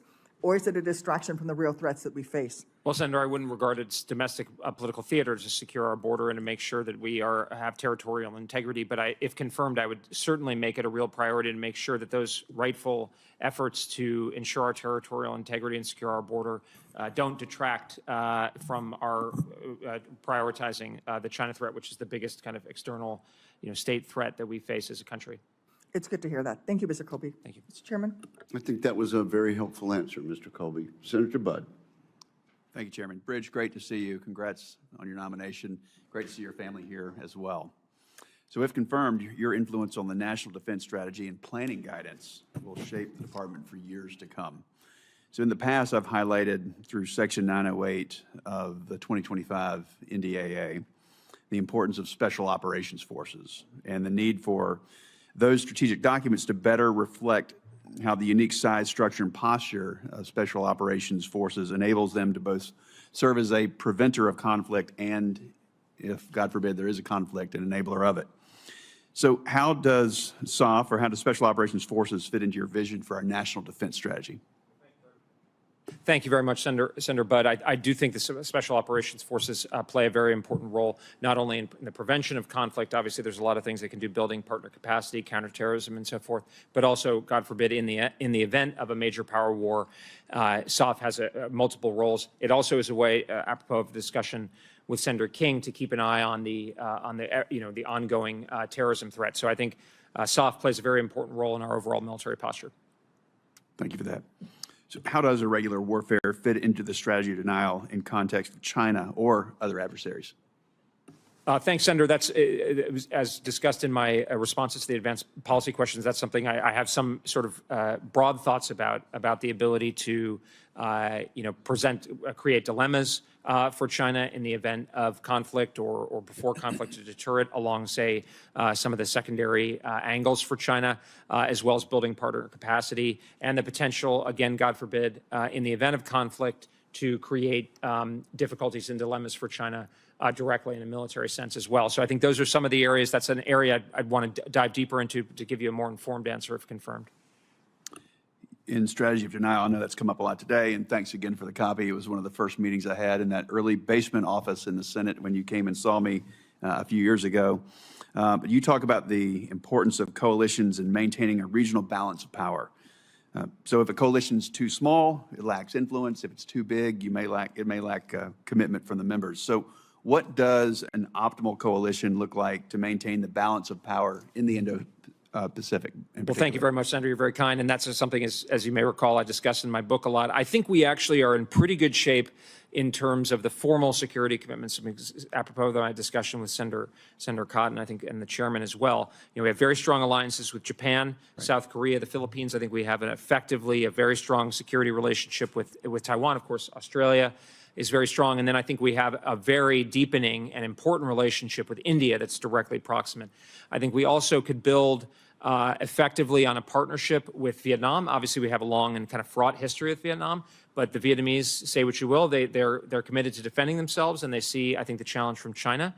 So I think those are some of the places where we can work. I think if we can kind of hold the line at that way, would be an effective model going forward. And then, of course, there are ways at the diplomatic level and political level to use mechanisms like the Quad to build on that. But from a defense point of view, I think the defense perimeter along the first island chain is the one that makes the most sense.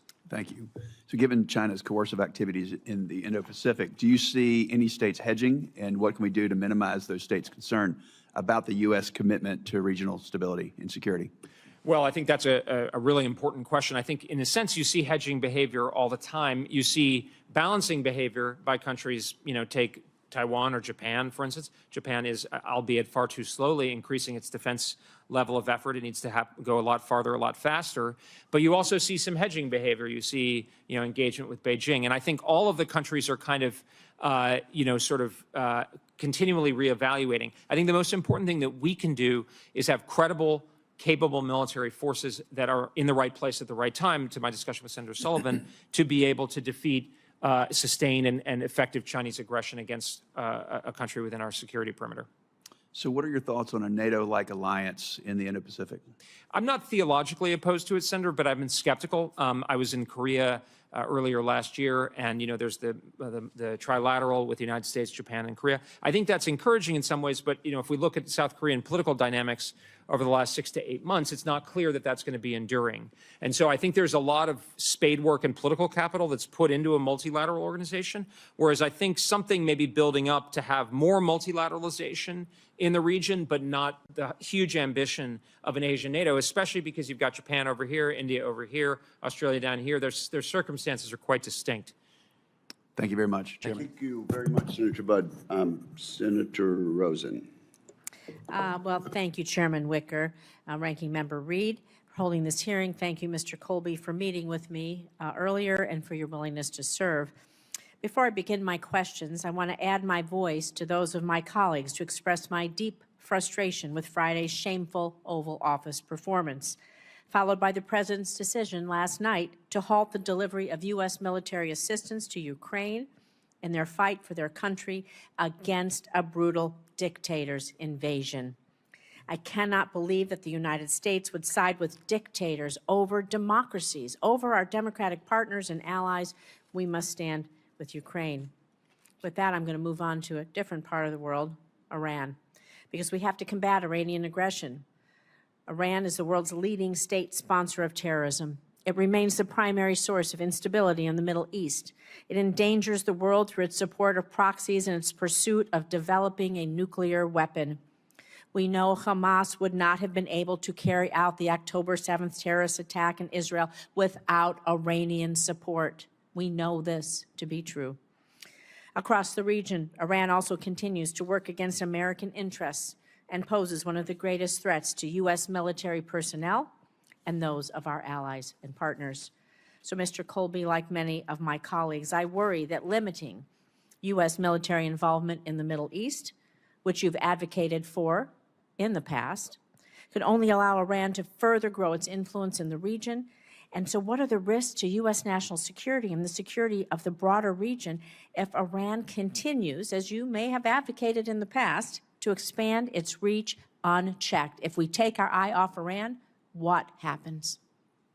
Well, thanks, Senator. Just to be clear, I've always opposed Iran's hegemonic ambitions, and I think to the contrary, my view has been how can we handle this situation, again, if I could stress, from the realistic predicate of where our military is now. And if you look at the 2022 national... So let me take you at that, because over the last year, Iran has escalated targeting U.S. vessels, personnel in the Gulf of Aden via the Houthis.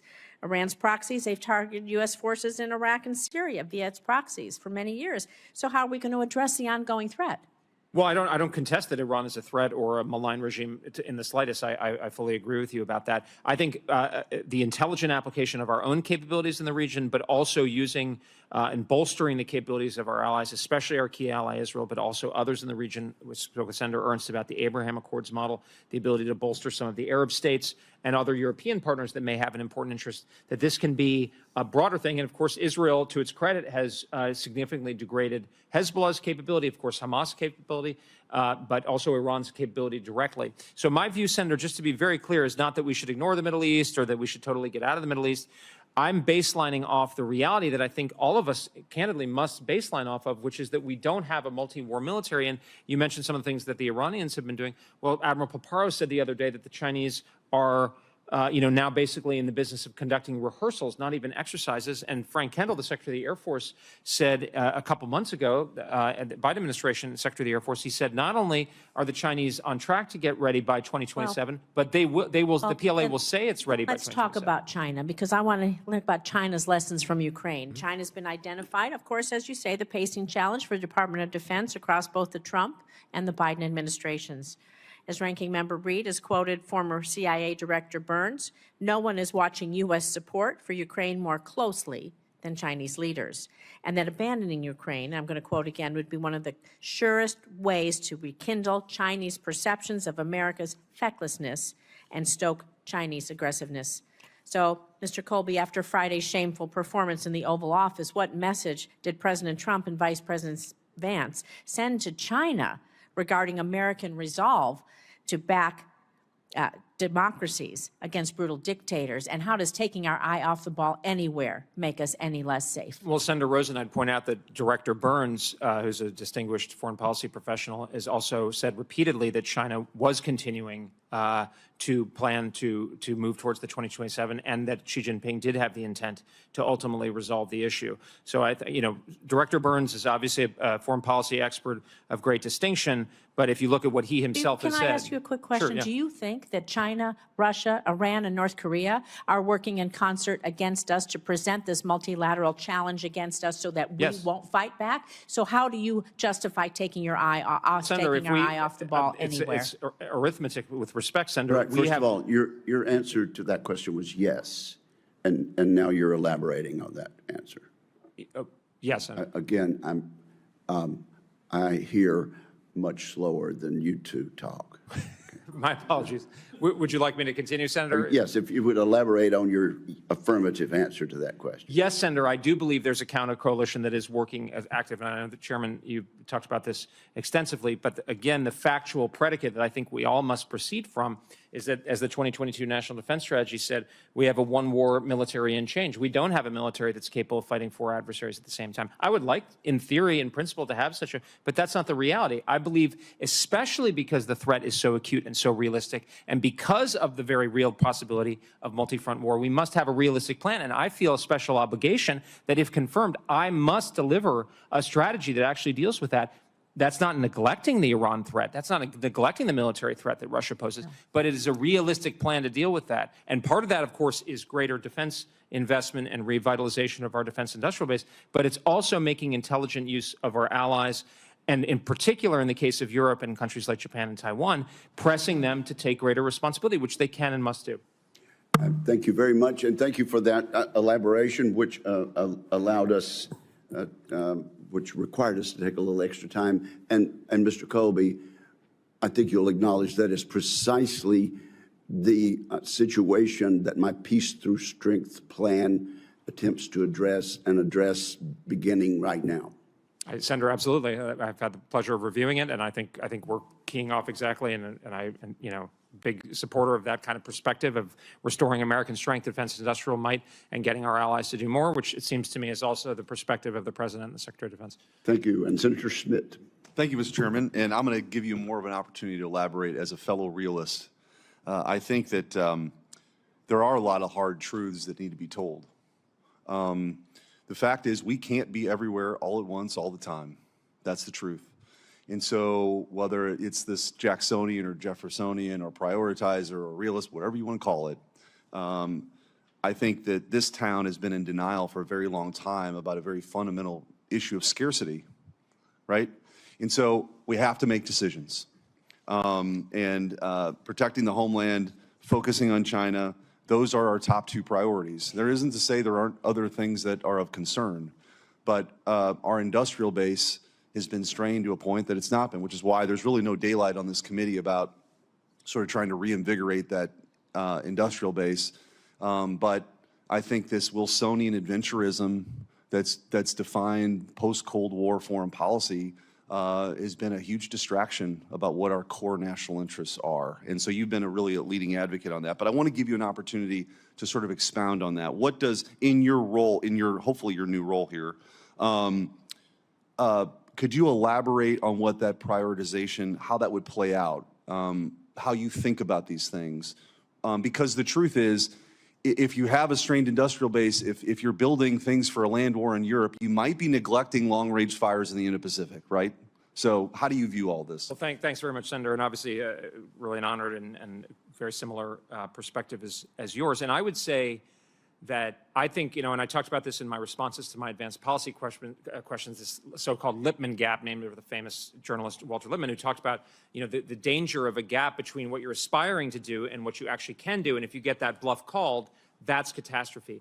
And I feel, again, and forgive me for getting a little emotional about it, but I feel we are at the precipice. I think the President is exactly right. And Mr. Chairman, I think you're absolutely right that we could be at the precipice not only of a major war, God forbid, with China itself, but by deduction of a multi-front war, and we do not have the capacity. And I don't luxuriate in that limitation. I would like to get, as you say, Senator, to a position, and we spent a lot of time in this hearing, and I spent a lot of time saying, let's do the things necessary, Mr. Chairman, as you've talked about, to get us out of the situation, not only for our own forces, but to supply our allies. But what I've found a difficult challenge is I feel there's a kind of recognition in one part of the collective brain of the American system that this is a reality, but the behavior hasn't actually adapted yet. And what I fear is if we don't have a realistic plan, that the worst could happen and we could find ourselves in the worst possible outcome, like losing a war. And that's why I mentioned it in my opening statement, because I think, God forbid, that is actually plausible, and I want to avoid that at all costs. And by the way, I also don't want to abandon the Middle East. I don't want a nuclear Iran. I don't want Russia to run roughshod over Europe. I don't want North Korea to take over South Korea. But if we know, as a factual, empirical matter, that we can't do all those things at even remotely concurrent timelines, don't we need to have a credible plan for how to do so. And I think part of that is greater resources, Mr. Chairman, as you've advocated for, and I think that, in the reconciliation, hopefully that will be part of that reindustrialization, but also the secret sauce, I think, Senator Sullivan, as you were saying, is our allies, and they can do more, and they have done more. I mean, Japan is an incredibly wealthy economy. I mean, Taiwan, look at the investments the president got for TSMC yesterday. These are incredibly wealthy societies. Why are they not spending at levels commensurate with the threat? I don't understand. Well, and that level of, and the type of spending matters too, right? When our European allies talk about stepping up, it can't be for pensions. Right, exactly. In tough talk and percentages of increase for GDP don't win wars. Weapons do. Precisely. And the deindustrialization that's happened in Europe, and most recently in Germany, has completely kneecapped their ability to be a serious player on this, which is concerning to me. I know it's concerning to you, right? And so as it relates to the industrial base then, and we had Mr. Feinberg here last week. I think that's a really important confirmation. I think yours is as well. How do you see working together with him? Because I agree, I'm fully supportive of the chairman's initiative for the plussing up and peace through strength. But practically speaking, then, how do we get to a place where we're more nimble? How do we get to a place? What are your views on this as far as procurement goes? I know it's not specifically your job, but it's related. It undergirds all of this, right, up for us to be able to do it. Well, thank you, Senator. And I think actually the complementarity, I've spent some time with Mr. Feinberg, and I think we have a very natural complementarity. As I understand it, he's really presented himself more as kind of the COO of the department to get better results, and I'm more the policy and strategy guy. And I think that's a very natural complementarity where there's obviously different expertise, different experiences. So I would really welcome working with him. And then, of course, the secretary has his own set of extraordinary, I would not say that mine are extraordinary, but his set of extraordinary background and experiences and expertise. So I think, to me, I would, if confirmed, I would be very excited to work as part of that team that I think has a natural complementarity. Thank you. Thank you. Thank you, Senator Schmidt. Senator Banks. Thank you, Mr. Chairman. Mr. Colby, since we've started this hearing, a lot of things have happened. I don't know if you're not in a position to follow the news. It's laughable to me to hear the Democrats call the meeting in the Oval Office on Friday shameful. And I know I had to step out and go to a Veterans Committee hearing. I had to go vote. But I'm sure I missed a lot of the rhetoric from my Democrat colleagues about the terrible, shameful meeting in the Oval Office on Friday. You might not be aware that 1 hour ago, President Zelensky tweeted.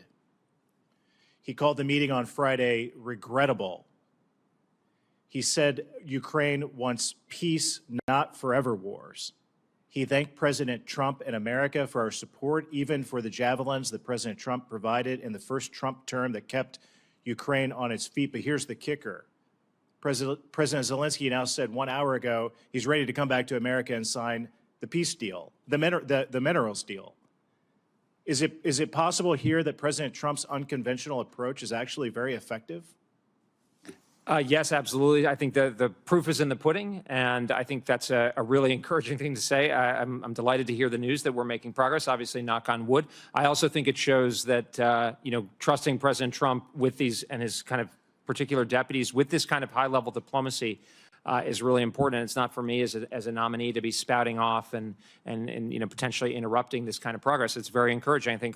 I know I speak for myself, but I'm pretty confident I know very confident you too. You want peace there. You want the Europe and the Ukraine to be in as good a position as they possibly can be. So that's very encouraging news. It seems like a pattern though with President Trump. Yeah, I think so. I mean, I think he's it's Iran. It's our other enemies abroad. It's the tariff approach. It seems like President Trump's unconventional approach is actually very effective. I think it's very effective, and I think there's a degree, I mean, he's a master negotiator, he's a deal maker, he understands leverage, and he is not going to be calculable. I think one of the main critiques I think we probably all have of the last administration was that they were highly calculable and you could kind of measure it. And so the Russians could kind of precisely calibrate it. And after 3 years, almost 3 years of conflict, things were going worse. And I think with President Trump, you have a very different dynamic. You don't know what he's going to do, but you can get a deal with him. And this is, I think, the point about not, having ad hominems is an important part. It's not, I don't think he misunderstands who Vladimir Putin is, to the contrary, but I think he understands as part of a deal, a good deal, a verifiable deal, a positive deal, And the same logic would go with Iran if, God willing, he's able to achieve that as well, or make progress in that direction as well. That would be the same approach I think he'd take. I totally agree. I want to move on. Last year, INDOPACOM admitted to Congress that it had the most unfunded priorities in its history, $11 billion. One of INDOPACOM's biggest shortfalls was missile defense. At the same time, we've been giving Patriot missile defense systems to Ukraine. We fired off hundreds of million-dollar missiles shooting down $1,000 Houthi drones. How wise is it to burn through our missile defense stocks in less important parts of the world when INDOPACOM is so desperately short of those weapons? Well, I think, Senator, thanks. This is exactly the problem I'm pointing to. That's not to say that we shouldn't be doing anything in Europe or the Middle East. To the contrary, but it's to say if we all agree that China is the top challenge and China is the most formidable threat, we need to act like it, because especially given what Admiral Paparo and others are saying, and Bill Burns has been saying, that we need to act like this could actually happen. I agree with Secretary Rubio. There is a very real threat under President Trump's, in the term that he's been elected to, given the 2027 date, that God forbid a war could happen. And I agree that President Trump has said that China would not attack Taiwan under his watch. And if confirmed, I would make it my business, my particular business, to give him the military strength to back that up, coupled with the negotiating ability, Senator, that you just referred to. Yeah, on that note, our Navy's not as big as it needs to be. We especially don't have enough Navy ships in the Pacific to counter China's rapidly growing fleet. Despite that, President Biden decided to permanently deploy more Navy ships in Europe to counter Russia, a nation which lost most of its Black Sea fleet to a country without a Navy. Mr. Colby, should we be putting more vessels in Europe when we already don't have enough in the Pacific? Senator, I think we should be putting the military capabilities, especially that are relevant in the priority area, ships, submarines, missile defense assets, have to be focused on deterring a conflict over Taiwan. And if, God forbid, it happens, giving our soldiers and sailors and airmen and defenders and Marines the best shot. I mean, that's something I feel very deeply is I'm not in uniform, but if confirmed, it would be my job to make sure those who are in uniform or who do stand in harm's way, the best shot at winning, because the American military shouldn't get in a fair fight. Thank you. I yield back. Thank you very much. And I thank you, Senator Banks, for mentioning the really encouraging developments that have taken place since this hearing began. I'm going to take the liberty of reading into the record the exact statement of President Zelensky today. And I quote, "I would like to reiterate Ukraine's commitment to peace. None of us wants an endless war. Ukraine is ready to come to the negotiating table as soon as possible to bring lasting peace closer. Nobody wants peace more than Ukrainians. My team and I stand ready to work under President Trump's strong leadership to get a peace that lasts. We are ready to work fast to end the war, and the first stages could be the release of prisoners and truce in the sky. Could be. Ban on missiles, long-range drones, bombs on energy and other civilian infrastructure, and truce in the sea immediately if Russia will do the same. Then we want to move very fast through all the stages and to work with the U.S. to agree on a strong final deal. We really do value how much America has done to help Ukraine maintain its sovereignty and independence. And we remember the moment when things changed, when President Trump provided Ukraine with javelins. We are grateful for this. Our meeting in Washington at the White House on Friday did not go the way it was supposed to be. It is regrettable that it happened this way. It is time to make things right. We would like future cooperation and communication to be constructive. Regarding the agreement on minerals and security, Ukraine is ready to sign it at any time in any convenient format. We see this agreement as a step toward greater security and solid security guarantees, and I truly hope it will work effectively." End of quote.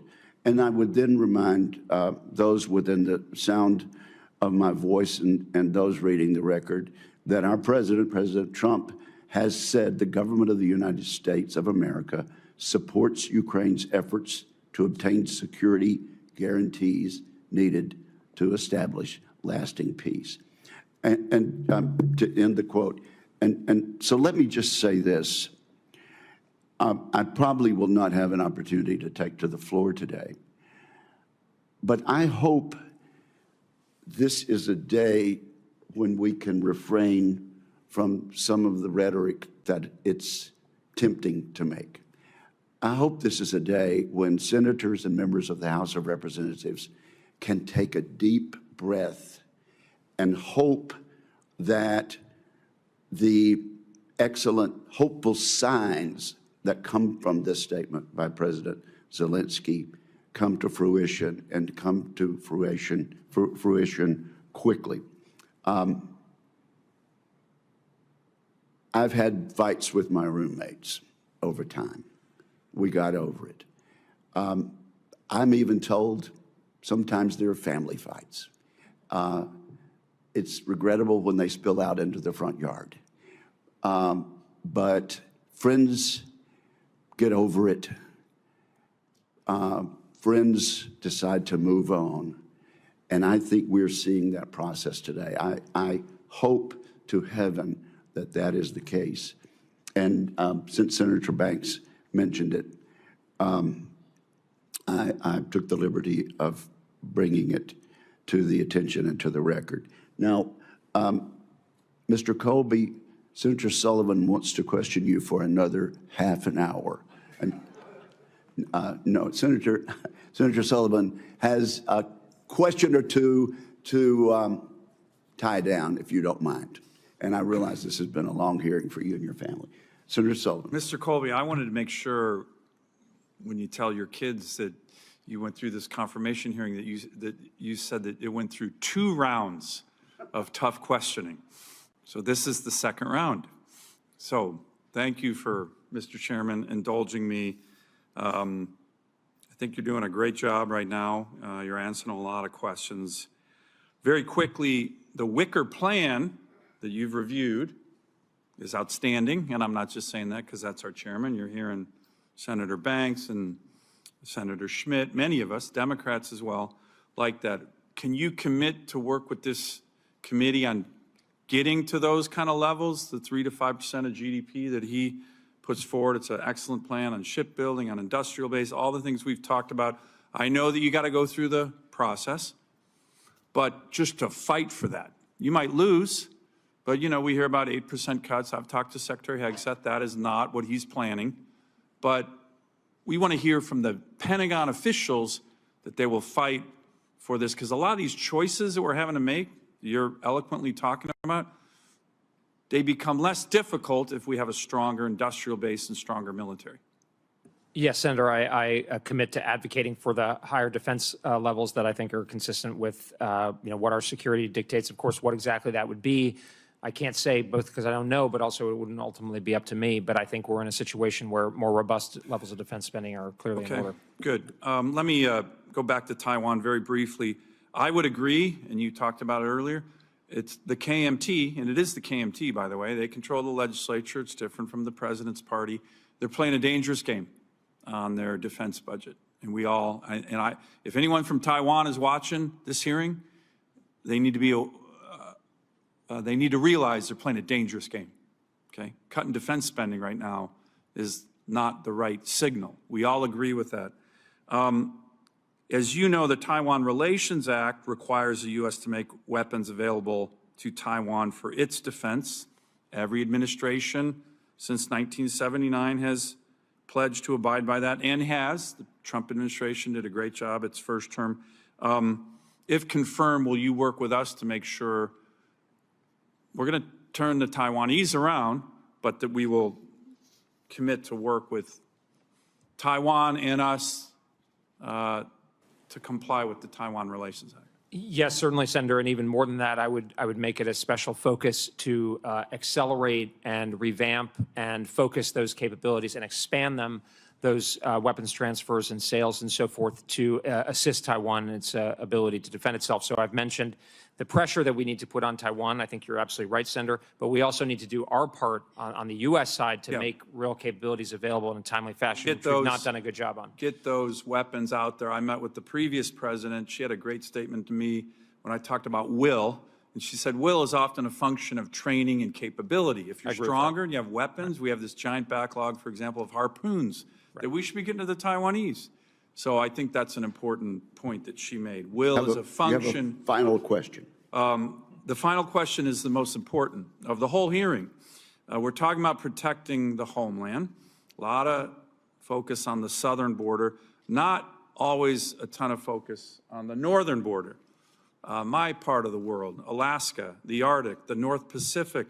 But I'm sure you've noticed, Mr. Colby, in the last couple years, we've had a huge increase in the incursions of Russian ships, Russian Bear bombers, Chinese strategic bombers doing joint patrols with Russians, joint naval task force, all in the ADIZ and the EEZ of America, in the Arctic, in the North Pacific. President Trump, after he got elected, said we'll, quote, ensure Alaska gets even more defense investment as we fully rebuild our military, especially as Russia and China are making menacing moves in the Pacific. This is just an example of how many.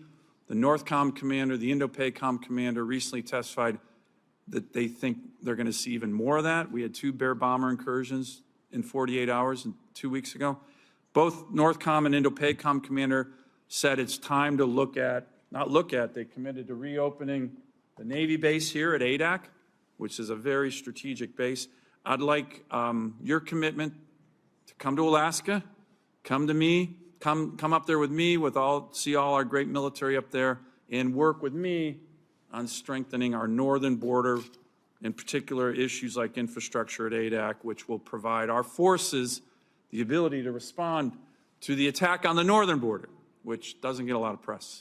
Well, Senator, you're preaching to the choir on this, and it'd be a privilege to come visit Alaska with you, and I'd be honored to do it. Great. If confirmed. Thank you, Mr. Chairman. Thank you, Ms. Colby. Thank Good you, job. Senator Sullivan. And I would point out, Mr. Colby, that it's cold up there, even in the summertime.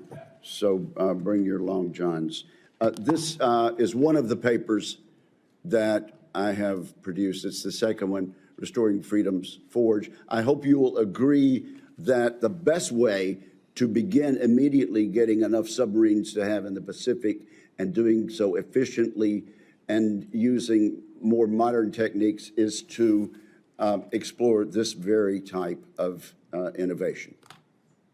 I do agree, Senator. Yeah. Thank you very much. This concludes today's hearing. I'd like to thank our witness for his testimony, and thanks to the family. The restrooms are right down the hall.